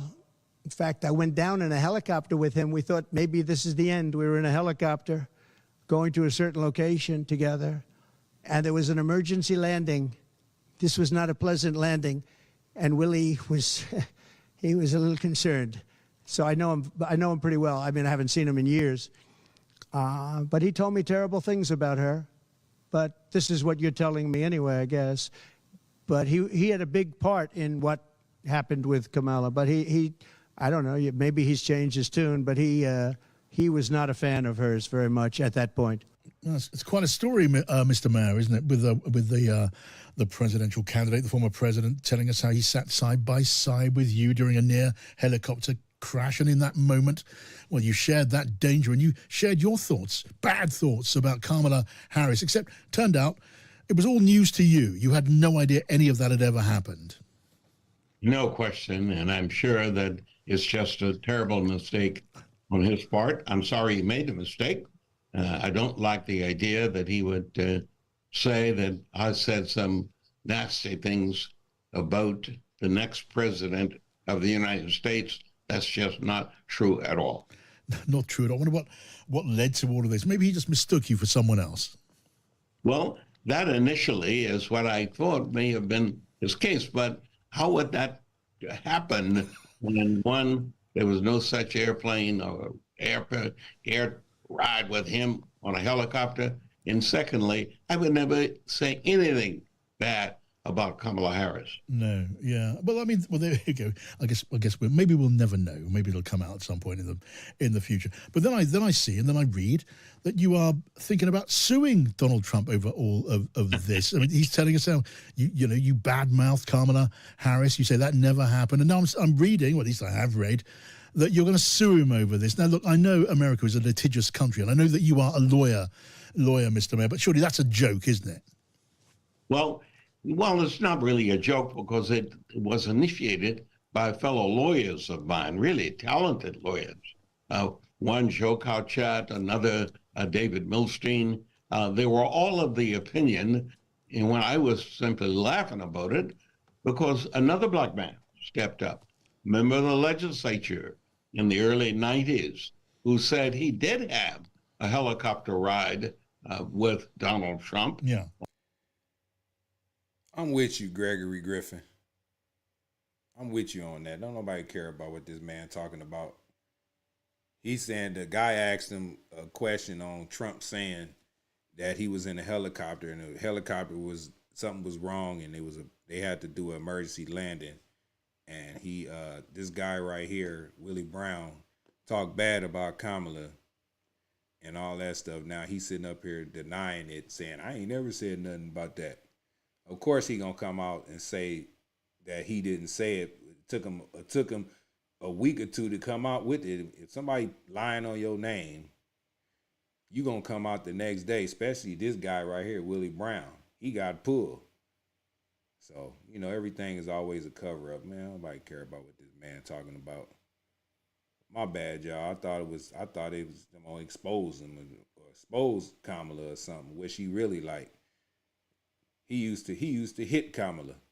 I'm not talking about like physically hitting her, but he used to put her knees on the bed and then turn her over and then put her feet on the headboard and then turn her back over. Y'all get what I'm saying. So of course he ain't finna be talking bad about Kamala. You know what I'm saying?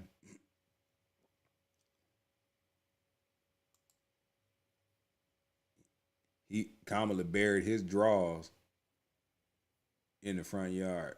Did some voodoo on him or something.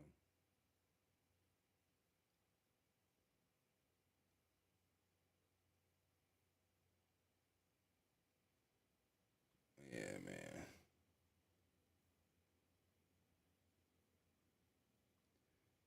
There's a lot of stuff on this YouTube feed, man.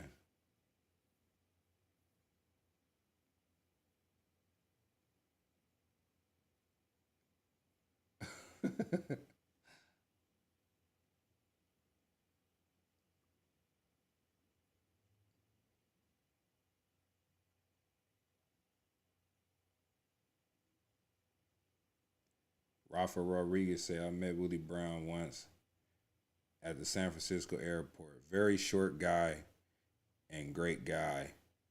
But for me, Trump 2024, man. I'm quite sure everybody be good, you know, great in person, but behind closed doors, man, something different.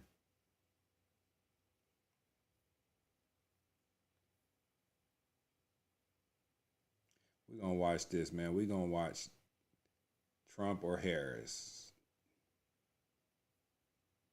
Guy asking people who they voting for. Then after this, man, I'm going to cut this live short, man. I just want to put something out here in the algorithm, man. I appreciate everybody, man, that be tapping in with me. Many people, you know, tapping in with me, man. I'm trying to keep this content going. I'm still demonetized. They won't let me reapply until October 20th, man. That's another month, a month away, month and a half away. So, you know, they want to silence me. I'm just Mr. Zac. You know what I'm saying? They want to silence me. But it's all good because I'm going to keep going. I done got so far into this political arena, and I learned a lot, man. I learned a lot. It gave me a lot of knowledge of certain things that I didn't know, you know. And, man, and thanks to the subscribers and the people tapping in, man, it keep me going. And it keep me wanting to learn more and more and more about this. So I'm going to keep it going. Slowly. Do you want Trump or Kamala to win? Oh! The other person, no Trump. 207,000 migrants have come across.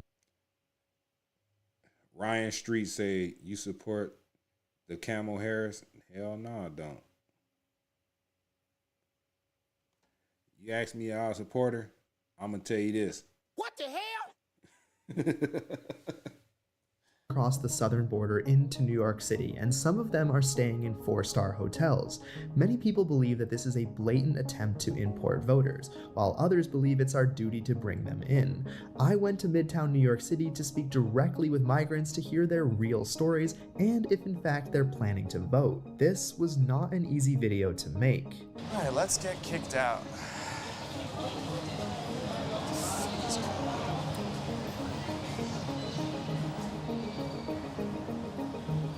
Hey, what's going on? Just taking a look. See if you want to stay here. You work here? No, I'm just seeing if I want to stay here. Oh no, this is not.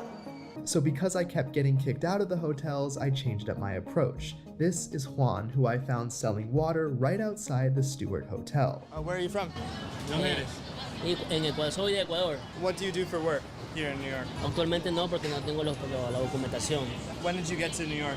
En marzo. March. Who are you voting for, Trump or Kamala? Kamala. Why? What the hell? Popularity contest, what's going on with you, man? What the hell? What the hell? Kamala. ¿Por qué Kamala?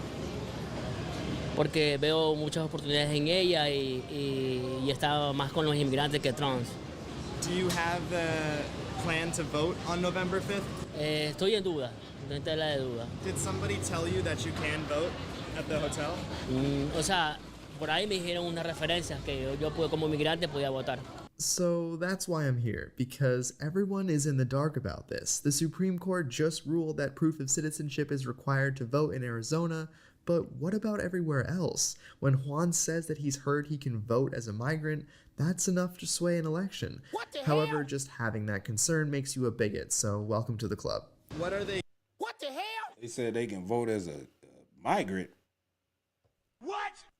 Giving you in New York? Are you getting $1,400 a month? Lo que es dinero no, o sea, me están ayudando con lo que es la ayuda del donde me pueda quedar a dormir, o sea, una residencia. No. How long can you stay here for? Cuando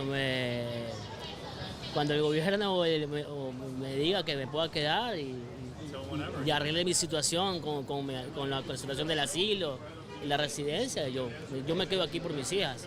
Tú sabes que uno viene aquí por el futuro de sus hijos. Ya uno ya ha vivido, pero los niños no. Y aquí es un buen... English, please. Un buen vivir, un buen futuro para ellas, es lo importante. And how did you get to America? Por frontera de México me entregué. O sea, what was the process like? Muy duro, como todos los inmigrantes que vienen de frontera. Vine por México, por vía terrestre se entrega y a ver qué es lo que Dios quiera, pues, ¿no? Como todo inmigrante, ¿no? Como llega, por lo que es tierra, ¿no? Por México. You walked? Did you talk to any border security, anyone like that? No, cuando pasamos México a Estados Unidos, obviamente ahí nos abordó la patrulla y uno se entrega, pues, ¿no? So you spoke to no one, okay. How did you know you could get to New York? How did you get to New York? Por ejemplo, en México pasé a Texas y Texas de ahí me recibió ICE, tuve unos días y ahí por medio de bus a un refugio y ahí ya pasé en avión a Nueva York. It's interesting that Juan's... Basically, he got 4-star treatment to cross the border. Now he over here living in a luxury hotel. He getting food, all that stuff. He got on a Nike sweater. I don't even got that Nike sweater color. He getting interviewed like he a Hollywood star. You know, he got treated like royalty. Said airplane because we heard that it's mostly buses, although there was a program under the Biden administration that did fly in 400,000 migrants. Juan walked through the southern border, so his flight was domestic. Now, we only know about a program that flies in migrants from California to Texas, costing taxpayers $80,000 per flight. Wow. it's costing us $80,000 per flight. Now, how many flights did it take to get 20 million damn illegal aliens over here, man? How many flights? How many $80,000 flights? What the hell? So one state taking in migrants doesn't want them, so they send them to another state that also doesn't want them, in which case they end up in New York. So your tax money is essentially being thrown in a furnace. How did you hear and when did you hear that it was safe to come to America through the southern border without any trouble? O sea, toda la persona que inmigra sabe que no es seguro en México. Eso es muy peligroso, pero uno hace lo posible por sus hijos, porque uno en su país no puede estarlo, entonces uno arriesga eso. Estando en Estados Unidos yo ya me sentí seguro, pues. At the hotel, do you hear from people who will help you go and vote? Are there buses that will bring you to the polls, things like that? No, o sea, yo llegué donde un familiar, ¿no? Donde me dieron las manos, pero cierto tiempo, ¿no? Entonces ya después, como que se estaba poniendo pesado el asunto de vivir ahí, tuve que buscar ayuda. Entonces me hablaron de la ayuda que están dando en Nueva York por los Chester y todo eso. Entonces yo apliqué y gracias a Dios me ayudaron. Okay, do you have a driver's license? No, pero estoy en eso. La quiero sacar, no por falta de dinero. And did they tell you that you need any sort of identification to vote? Yo, claro, como todo país, yo tengo mi identificación aquí, pero la de la ciudad. ¿Te dejan votar con esa identificación? Tendrá que no. Hold on, somebody in the chat said something real quick. Let me see.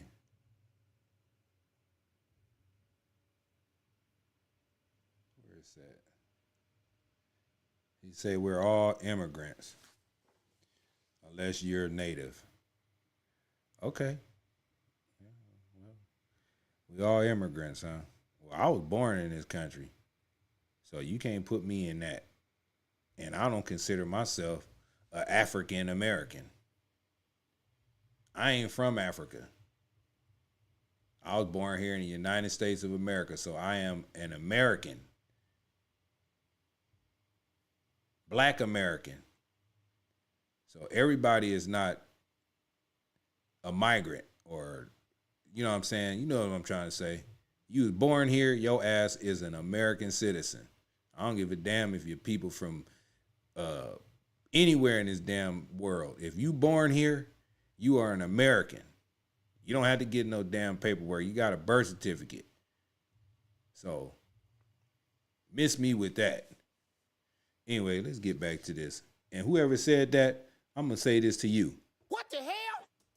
No tengo idea, pero tengo que consultarlo. He doesn't know. He has to consult with someone to figure out if he's allowed to do it with his license. Because he has Si tengo la ID de aquí.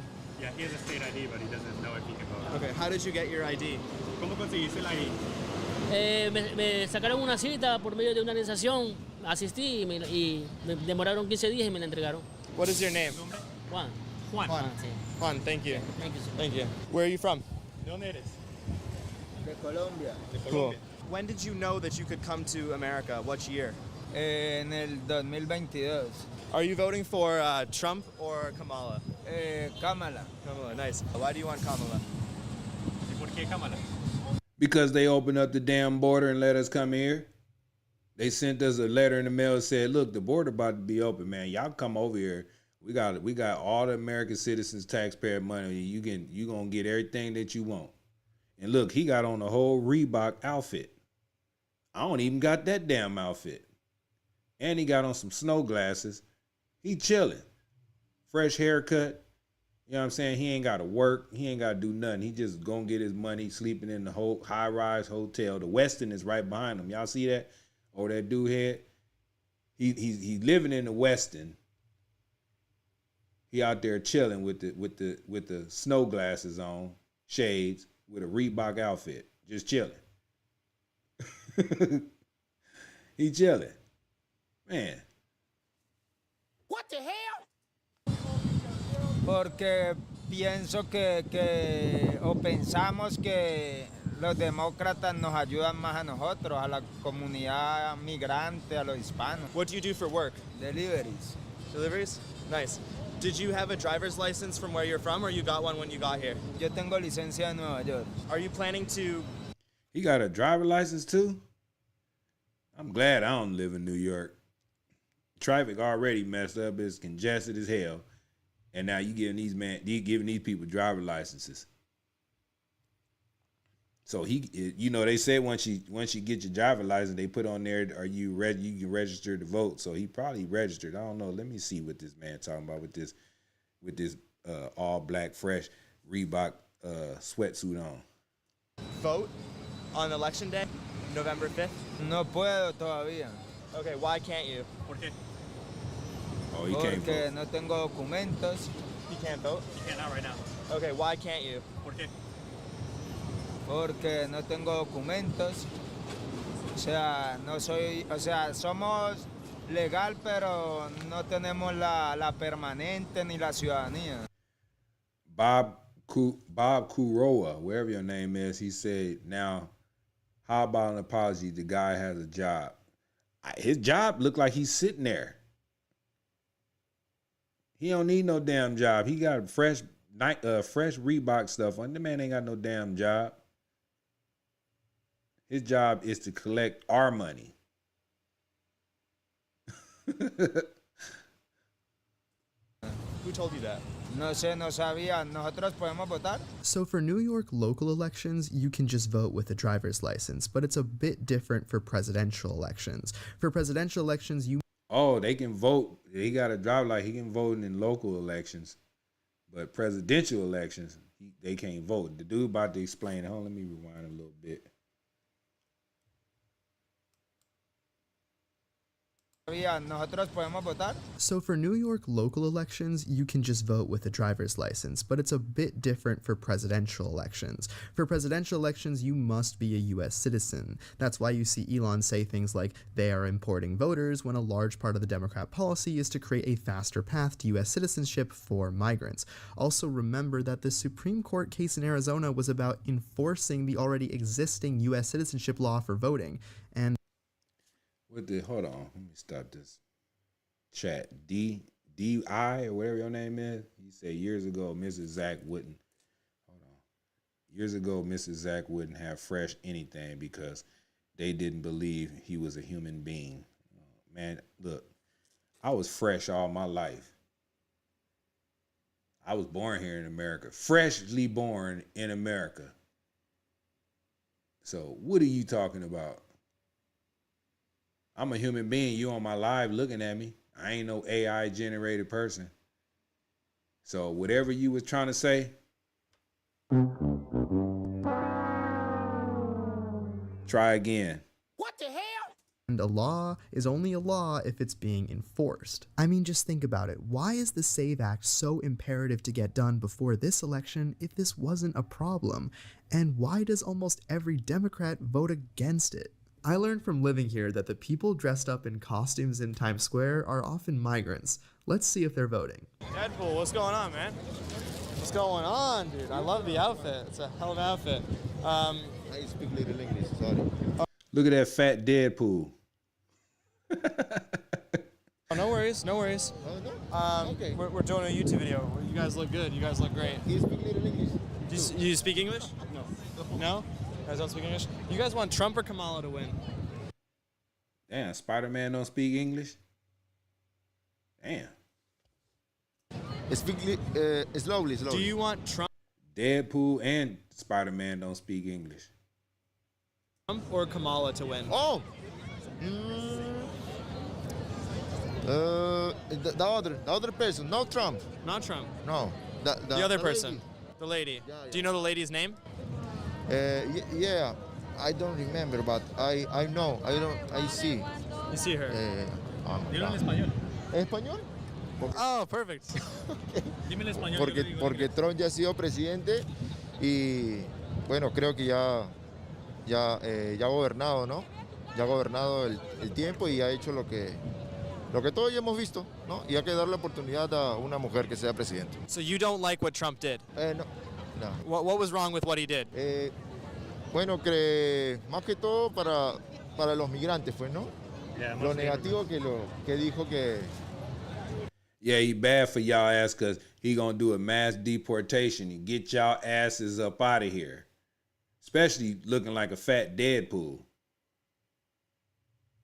take that damn mask off so we can see what you look like.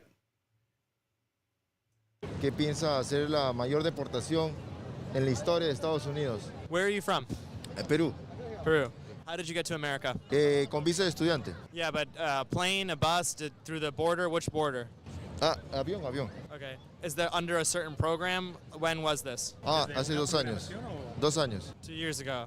Hearing that a lot. Okay, cool. Damn, they had that program and planning 2 years ago for them people to get on that CBP app so they can be flown over here. That was 2 years ago. When was this video? I don't know when the video, but this video was made, but it's been planning for 2 years. So they already knew what they was about to do. Damn. What the hell? So is this your first job in New York, being Deadpool? Sí, a veces mis tiempos libres, ¿no? Mis tiempos libres. En mis tiempos libres. Yeah. Ajá. What do you do for your main job? Me tomo fotos con personas y las personas me apoyan con lo que pueden. ¿Esto es lo único trabajo? Por el momento sí. Did the government help you at all when you arrived? Any money, shelter? Que si el gobierno te ayudó, te dio plata, No, te no, dio no. casa, nada. Nothing. Okay. Are you going to go Lying. vote in November 5th? No. Any of your friends? Si tus amigos van a votar. Sí, algunos. And who do they want to win? No recuerdo el nombre de la. Kamala. ¿Ah? Kamala. Kamala. Very cool. Very Yeah, Kamala. Okay. I love So Kamala. He don't even know who the hell he can't even say the name. He don't even know. He just know it's a lady. Kamala. Man, crazy. you love Kamala. Are you gonna try to figure out a way to vote? Sí me interesa, pero creo que eso va a tomar años, ¿no? Volver ciudadano. Why it's gonna take years to gain what? What do you need to vote? What are they telling you? Bueno, por los medios legales que se necesita para volverse uno ciudadano, ¿no? He got to take an exam to become a citizen. You gonna fail that exam unless they give it to you in Peruvian, whatever you from, Peru or wherever you from. Man. Tomar el examen de la ciudadanía, que te apruebe la ciudadanía. Anyone from the government telling you that you need these papers? How do you know that you need these papers? Bueno, por los videos en TikTok que uno ve, por YouTube, ¿no? Por la información que uno ve en redes sociales. Yeah. Social media told you. Okay, awesome. He needs them papers. He said YouTube and TikTok telling them this information. Damn.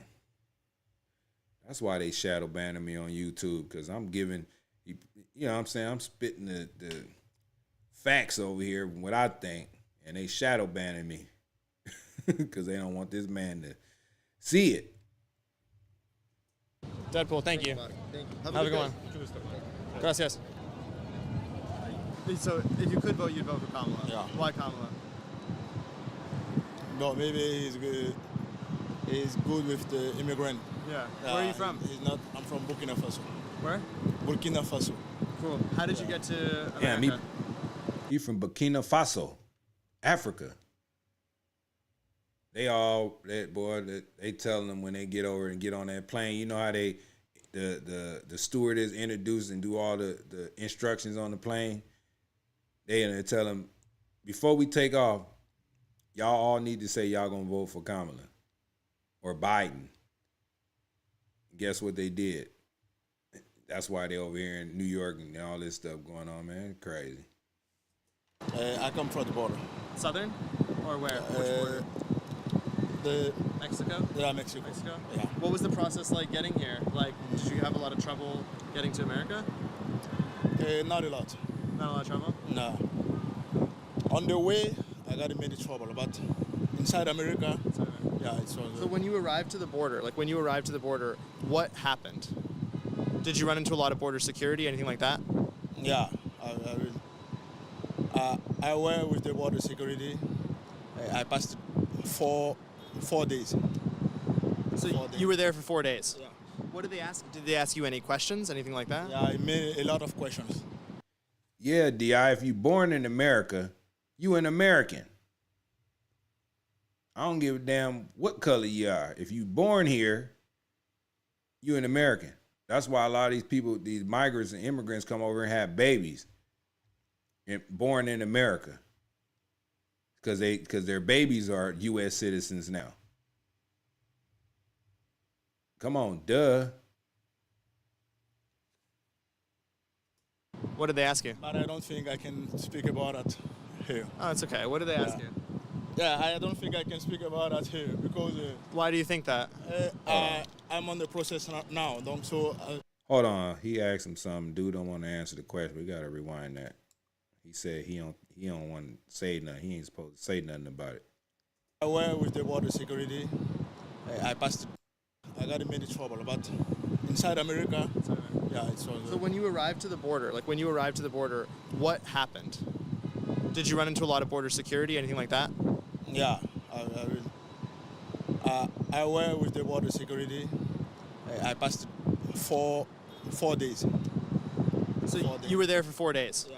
What did they ask? Did they ask you any questions, anything like that? Yeah, I made a lot of questions. What did they ask you? But I don't think I can speak about it here. Oh, it's okay. What did they ask you? Yeah, I don't think I can speak about it here because. Man, answer the question. Damn. What the hell? Why do you think that? I'm on the process now, so I can speak about it. So you don't have like papers yet? No, I don't have papers yet. I'm waiting for the process. But do they help you with shelter at all? Did they give you any money to help you? The government? No, any money. Okay. So you arrived to the border and they brought you to New York right away after the 4 days? They sent you to New York, is that right?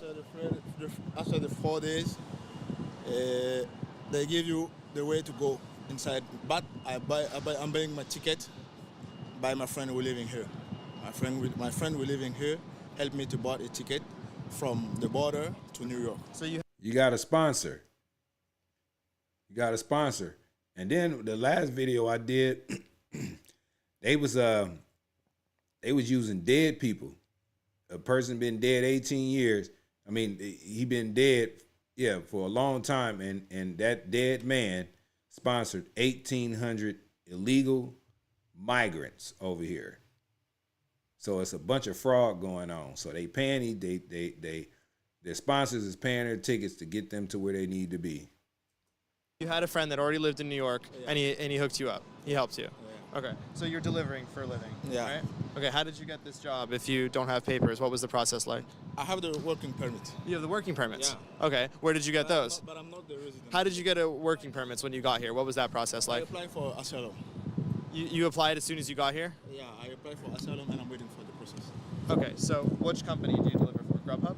Yeah, or all of them? Yeah, I have Grubhub, I have DoorDash, but right now I'm delivering for Grubhub. So as soon as they apply for asylum, they got working permits. I remember when I first started doing all this stuff that they couldn't get working permits. They had to wait. So they done changed the rules up. So he got a driver license. He DoorDash and Ubering and doing all this stuff. Taking away American DoorDash and Uber workers' jobs. Is that those black jobs that Donald Trump was talking about? I'm really excited to learn why he's doing food delivery because all around New York City, you see bikes everywhere on the sidewalk. It's the most picked job for migrants, so let's see why. Okay. Yeah. And do you have friends that came with you from the southern border that are here now? Not from same country like me, but we meet on the way. Okay. Yeah, I have friends that I meet at Colombia, and we came together. Cool. So you arrived with, did you arrive with money to help you get started here, or did you start here with nothing? Because the government sounds like they didn't help you with any money, so. I started with nothing. The people he interviewing, DI, they're not born in America. They came over here illegally. So I read your comment. Let me see what your comment said earlier. You said something because you said my name.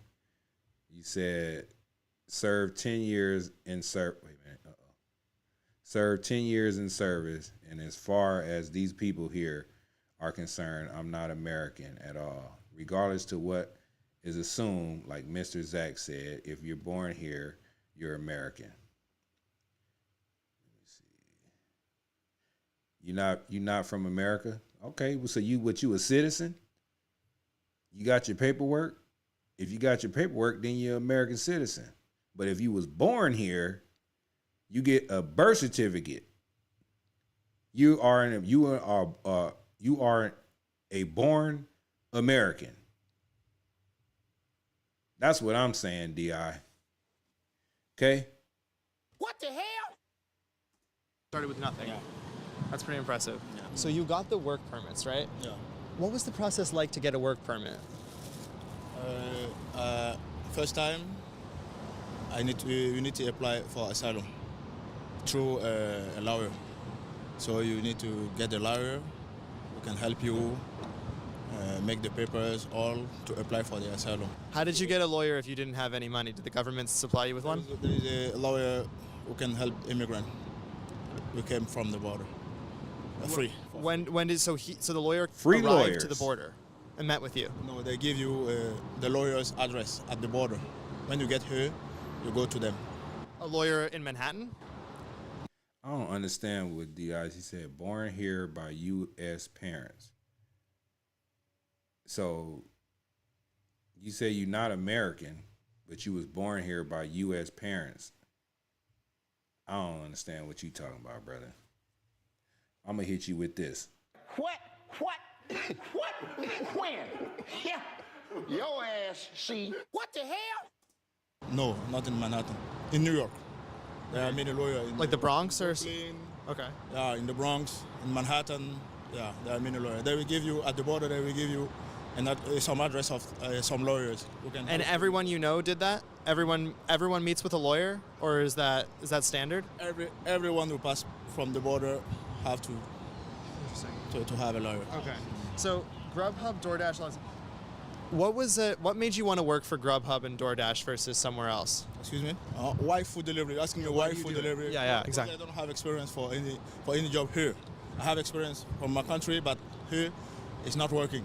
Okay. Yeah. So I would say that I've spoken to a few people who have also come here, and they do food delivery as well. Why do you think that food delivery is the choice? You mentioned that you don't have skills, but is it easier to get a job like through the application process for DoorDash? Is it like, what was the process like to apply? It's not because DoorDash don't do no damn interviews.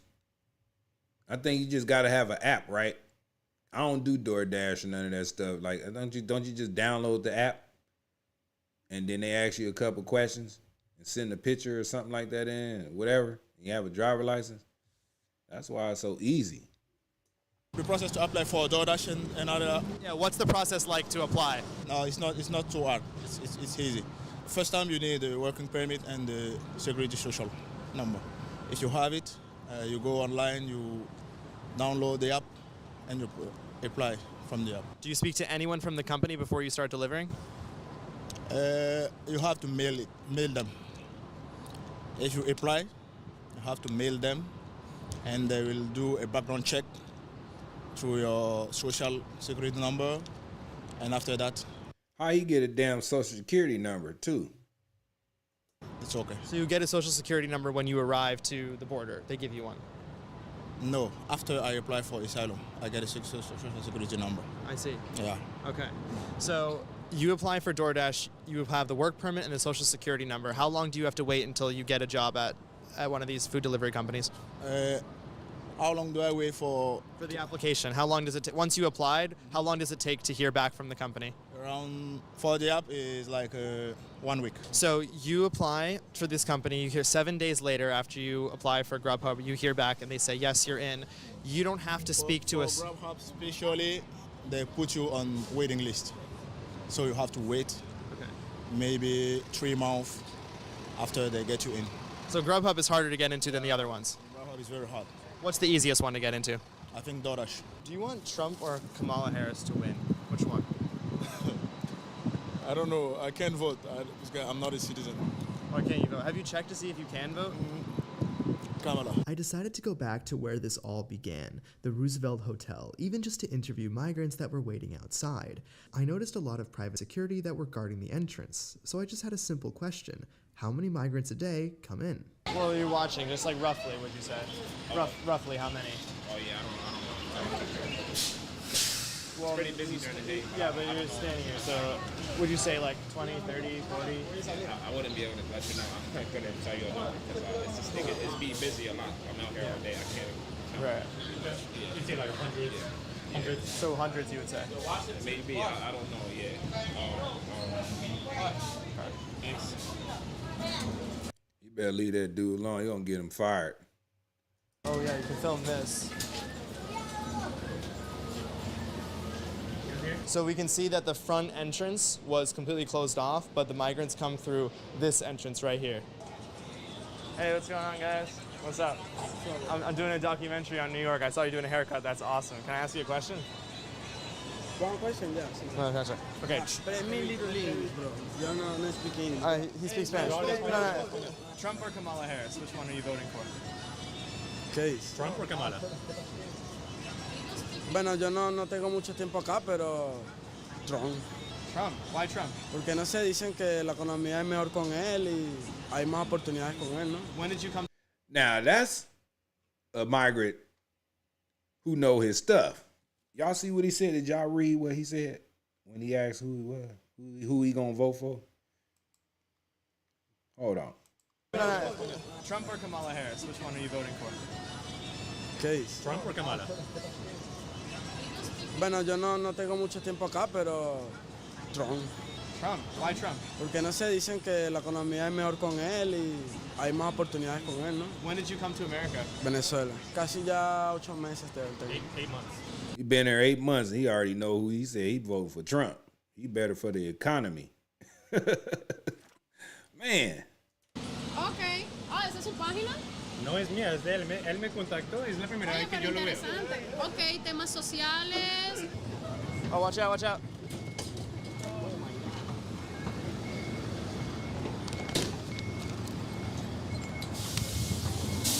About to get your ass whooped. Where are you from? I'm from Colombia. Nice. What's your name?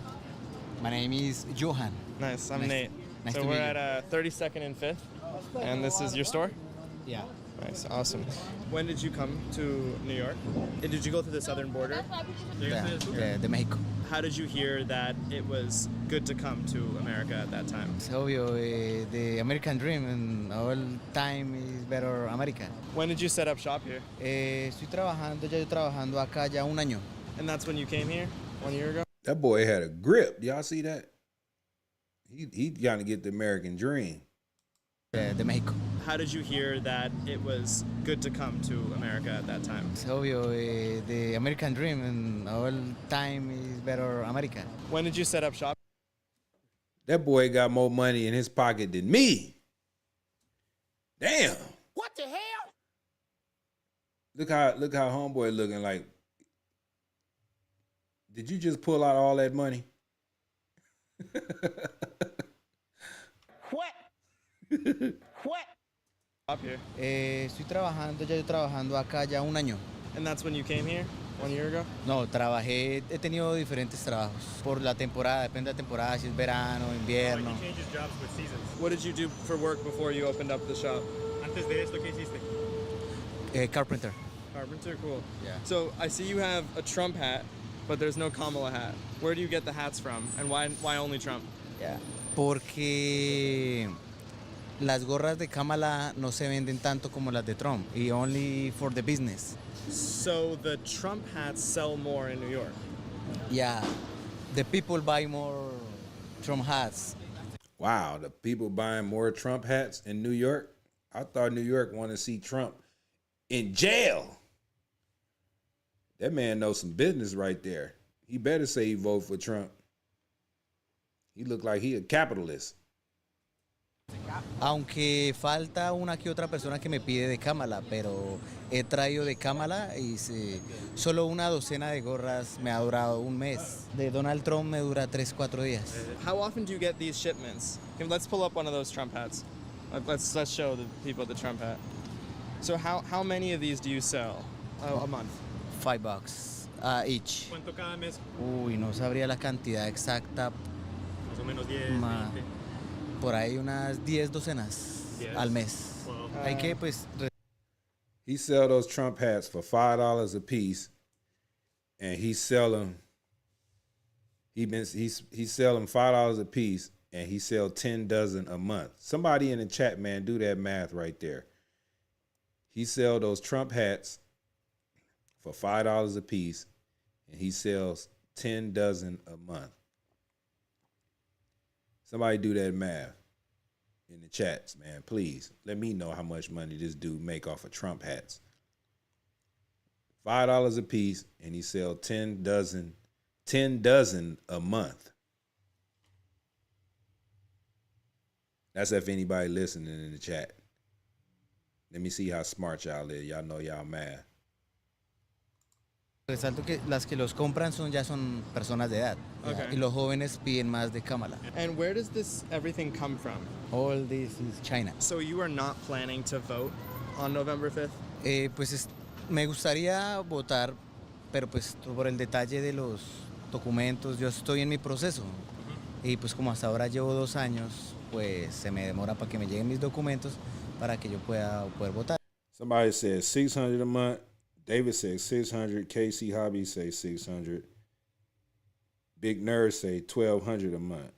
Emmanuel Sanchez say $600. I'm about to do the math my damn self. Whatever the case may be, the man clocking dough on Donald Trump hats.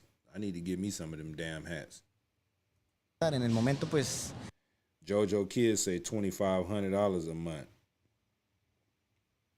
The hats are $5 a piece, and he sells 10 dozen a month.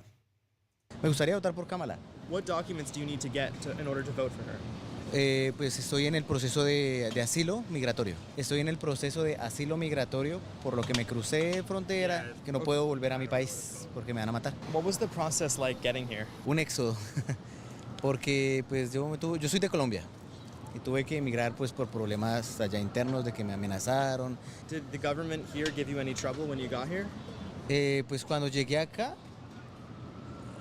pues me crucé lo que es el Río Bravo y migración, pues obviamente pues me tomaron el proceso con migración, bueno, me crucé y con Estados Unidos me tocó dar mi versión. $600. We got some people in there dumb, don't know math. Somebody, they about some $2,500.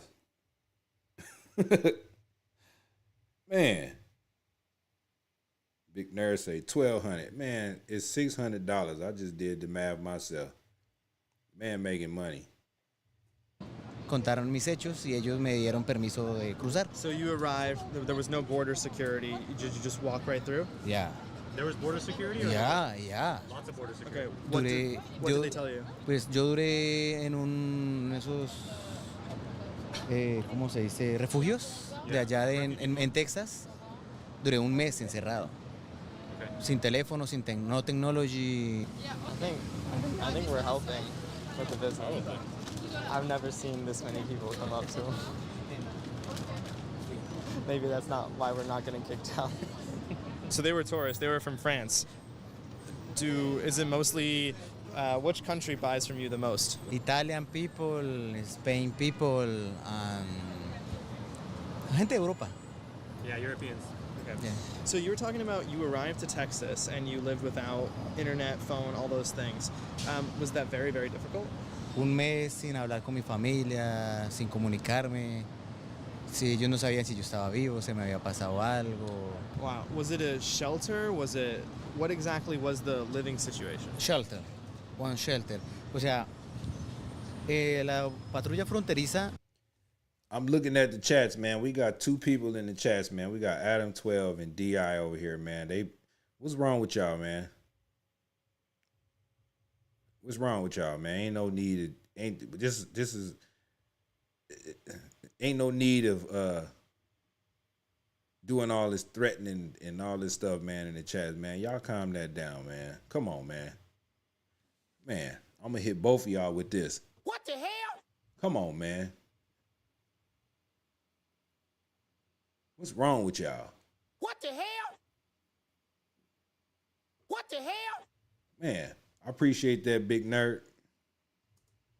Está ahí con sus patrullas, ahí. Y cuando pues lo ven a uno cruzar, pues What up, John? lo arrestaban a uno y se lo llevaban para esos shelters. Y ahí, pues, esposados y todo, pues comenzaban a tomar tus datos. It's all good, man. It's all good. It's all good. Ain't no need of violence, man. Ain't no need of no violence over here, man. Okay? Y a esperar a organizarte en un cuarto. How did you know you could get to New York? Was the plan always to go to New York or anywhere in America? Para mí mi plan es vivir acá en América, sacar mis documentos, ser legal, convertirme en americano, Nueva York, porque no tengo, no, o sea, nos vinimos para acá porque solo teníamos un amigo acá, no en Estados Unidos, no tenía nadie más. Okay, so you had family working in New York already? One friend.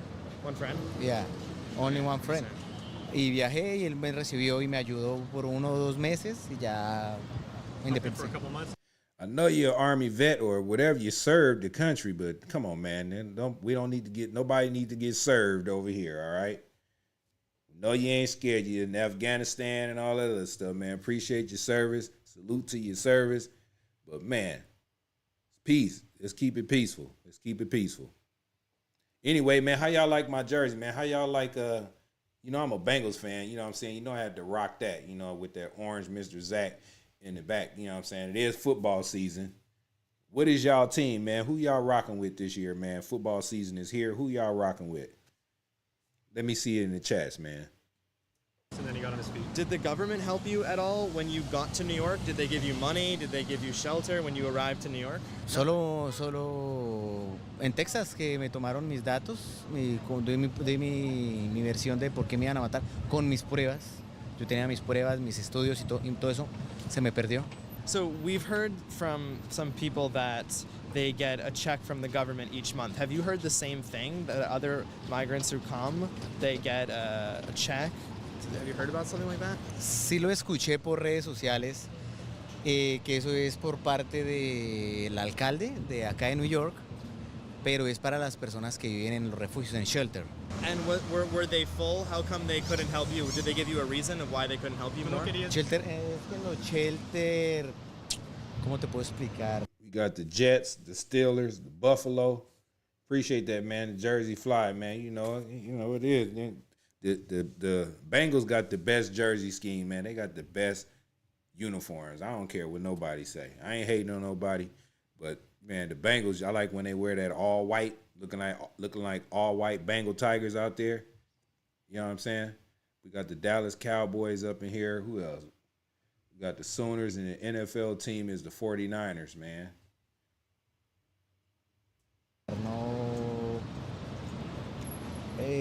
La gente que está allá, ¿cómo te puedo explicar? I feel you on that, man. It's always the Washington Redskins. I don't know why they changed that to the Washington Commanders. They the Redskins.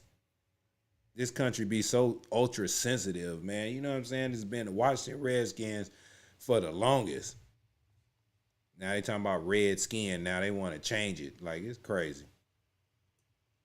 Es para los más necesitados, los que de pronto no tienen trabajo o algo. The less fortunate are the ones that get those things. Pero hay gente que abusa. Raiders, we got the Eagles up in here, man. Que se está allá solo por no pagar una renta, por no querer salir adelante, por ser mantenidos del gobierno, y yo no me considero así. 2 more questions. Yeah.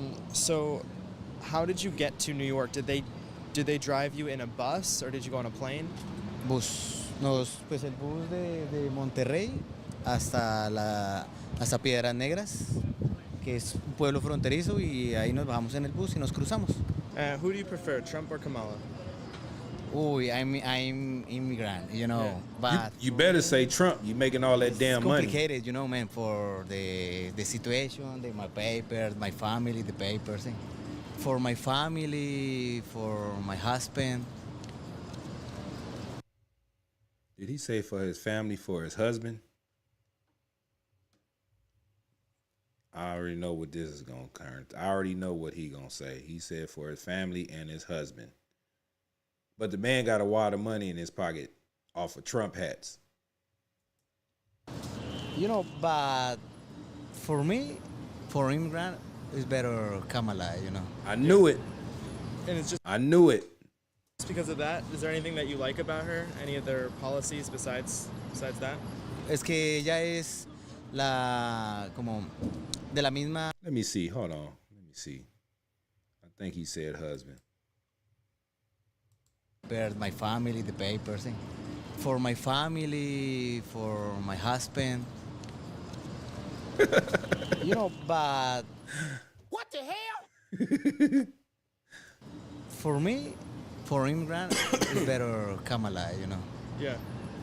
And it's just because of that? Is there anything that you like about her? Any other policies besides that? Es que ella es como de la misma escuela, se puede decir, de Joe Biden. Y Joe Biden pues nos ayudó mucho a los migrantes. All right, Keck, we know you're a Ravens fan. All right. After doing these interviews, it was clear that the migrants I spoke to want to do things legally, and as far as I can see, they are not technically allowed to vote. I still don't know if that will be enforced or if the pathway to citizenship will change. This was a special edition of The Nate Friedman Show, and there's another. All right, man.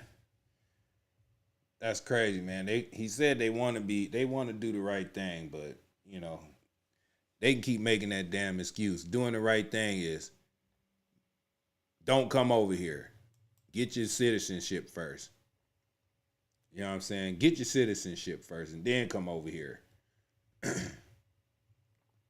But they making money, man. They got light driver license, Uber eating and DoorDash and selling Trump hats, making $600 a month.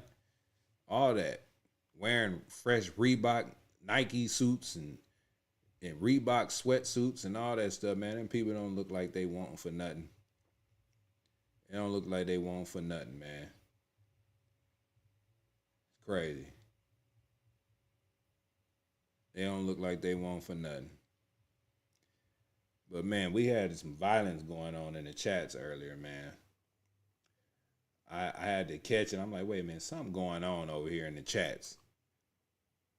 You know, something was going on. And, you know, I don't appreciate that type of stuff, man. If I ain't involved in that violence, shouldn't nobody be being violent in the chats, man. Ain't nobody gonna do nothing to nobody. Everybody sitting behind the phone, texting and chatting and saying what they gonna do. You know what I'm saying? I don't advocate no damn violence. This is a peaceful platform, man. Of course, we gonna say things and read comments that's gonna make us all upset and stuff like that. But just type it out in the chats, man. But as far as pulling up on somebody and giving addresses and saying pull up and all this stuff, man, that's the problem with this country, man. We're not getting along. You know what I'm saying? We all need to get along, man, regardless of how anybody feel, who anybody's voting for. Everybody got a choice to make, and, you know, and I'm going to respect it, but at the same time, I'm going to call out certain things that I see. You know what I'm saying? It's no hard feelings. I don't want nobody to have no hard feelings or nothing like that, man. We all got to get along, man. It's all good. It's all good, man. So we're going to watch another video, man. I might as well stay up. It's 3:57 where I'm at right now. I was up all night last night, so I might as well stay up all night. I'm off for 4 days, man. I ain't got to go back to work until Tuesday. I'm looking into going to go get me some of them damn Trump hats. I can use that extra $600 a month. If I can sell 10 dozen in a month, hell, half a dozen. If I sell 5 dozen in a month, that'd be good. But yeah, man, we all need to get along, man. We don't need to be out here. Asylum seeker. We don't need to be out here tripping, especially over here. All right? We don't need to be tripping. Because every time you trip and I read something, I'm going to hit you with this. What the hell? You know what I'm saying? We don't need it. We don't need the violence. There's too much violence going on in America right now as we speak with these damn Venezuelan migrant gangs. And speaking of Venezuelan migrant gangs, we about to get into this video. This one is Venezuelan migrants took over New York. Let's go. I wanted to find out more about the homeless population in New York City, but while I was there, I was made privy to an even larger issue during my trip. As I perused around the city and Google, my answers became clearer and clearer.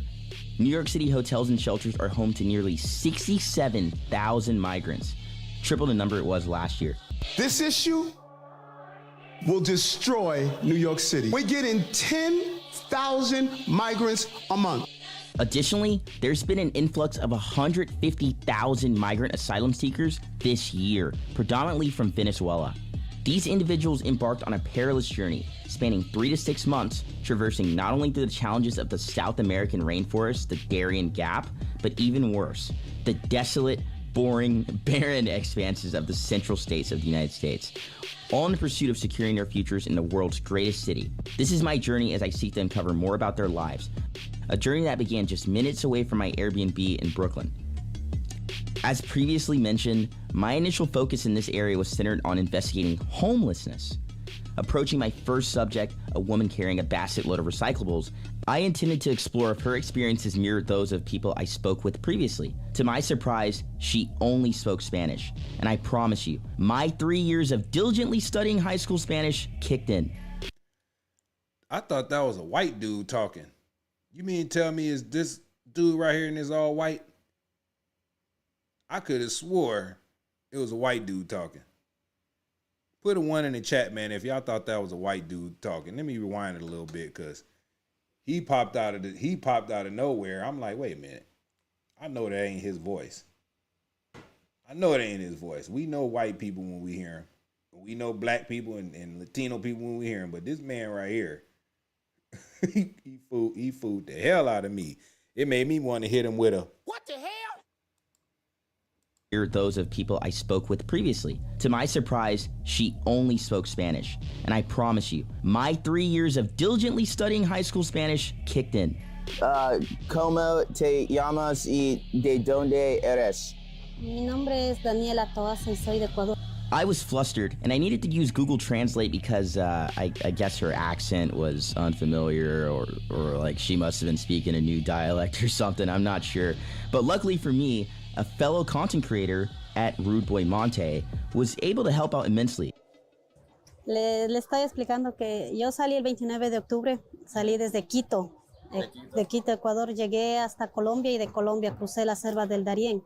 Desde la selva del Darién ya cogí Panamá y crucé 7 países por autobús y caminando. Oh. You say using the AI voice? Did you ever get stopped on the way? What was anything scary? De Tapachula para hasta llegar para acá fue imposible ya la avenida porque ahí ya fue mucho. O sea, ahí nos cogían los policías, nos cogieron los carteles, y nos pidieron dinero en México. In Mexico. Oh my God! Did they She said it was a lot of cartels and police. ever ask you for money? ¿Te pedían para dinero? Sí. Cada que nos paraba el autobús eran los propios policías mexicanos y los carteles que nos pedían dinero. How much would they even ask you for? Dependía de que nos cogían, nos pedían 100 pesos o 200 pesos por persona. ¿Dólares o pesos? Pesos mexicanos. How long did it take you to even save all your money? Yo vine vendiendo mi carro y tenía un carrito en Ecuador. Yo le vendí. She sold her car. What? You had to sell your car just, oh my God. How do you feel now that you're in the U.S.? Are you happy? No. No? No? Do you want to go back? ¿Tú quieres ir para atrás? No, regresarme no, sino que está medio complicado por lo que no hay trabajo. O sea, tú estás aquí para apoyar a tu familia. So basically, she's basically here just for the benefit of her family. She's not necessarily happy here, but she knows that it's best for her family to be here. ¿Qué fue la motivación de tú venir para acá, para Estados Unidos? Primero, por lo que en Ecuador no hay trabajo. O sea, Ecuador está muy... O sea, hay mucha delincuencia. Comenzó a haber todo eso de las vacunas, entonces salimos de Ecuador por eso, porque no hay trabajo. Y otra que yo necesito dinero para seguir un tratamiento para yo poder tener un hijo, porque ya son 15 años que llevo con mi esposo y no puedo tener hijos. Has she tried to get any of the housing that they're offering migrants here in New York City, like at some of the hotels? No, porque cuando yo salí de migración no me dieron nada de esa información y yo no sé dónde es ni cómo hacer Nadie eso. te dio esa información. No. She's gone through 7 countries to end up here. She got extorted by the cartel and cops for all she had. She sold her car just to get some money. There's no work there, and she's not even necessarily happy being here. There must be thousands of people that feel the same.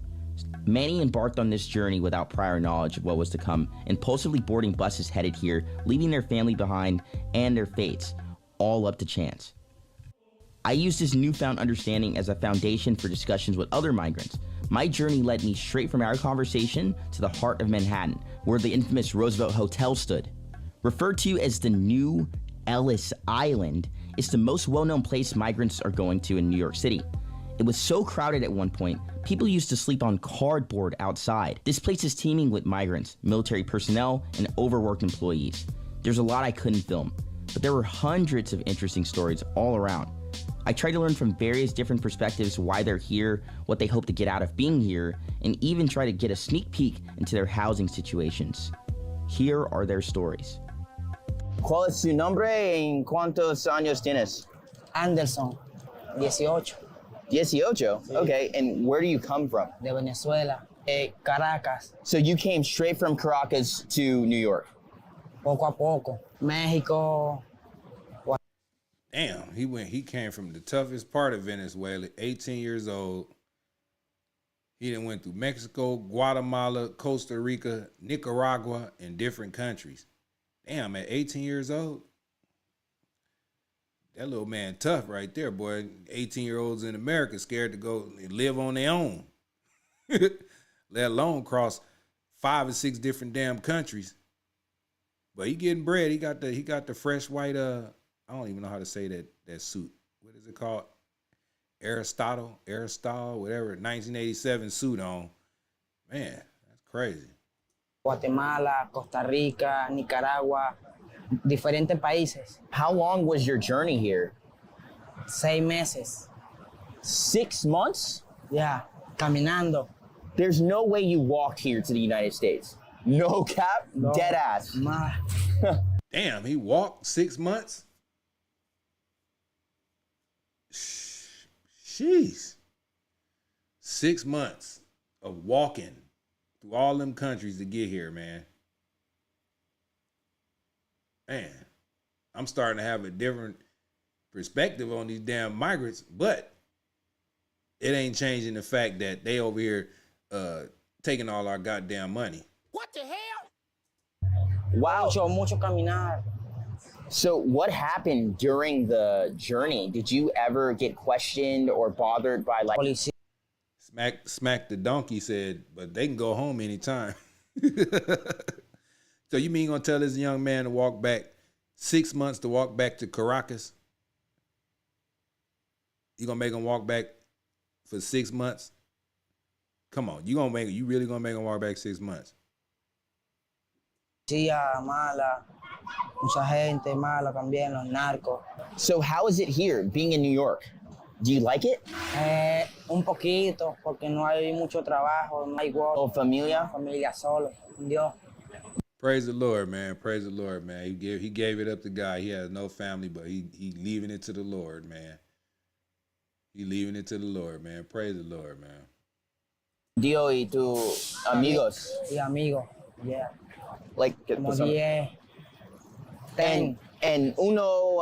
Una sola, un solo cuarto. So you started in Chicago. Aquí en Nueva York tengo 10 días y en Chicago estuve 6 meses.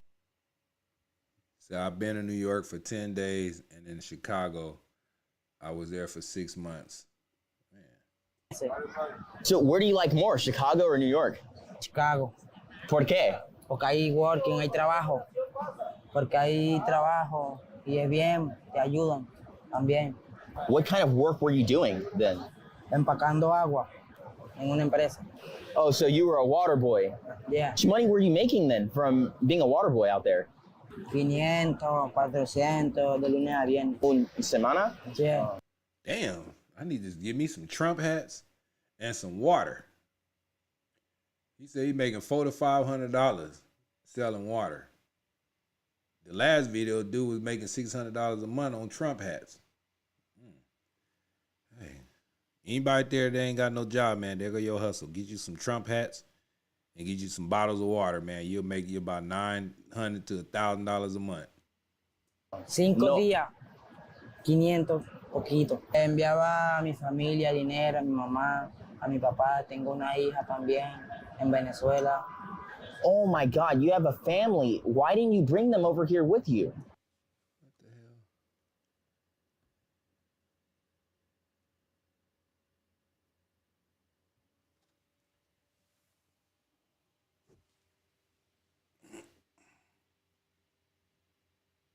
Some bullshit.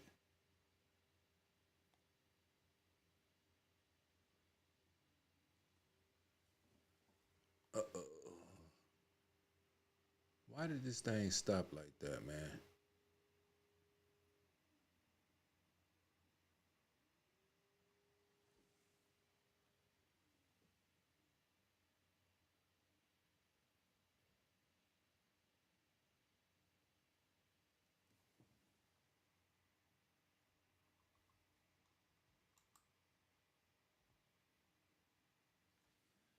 I don't know, man. This is crazy.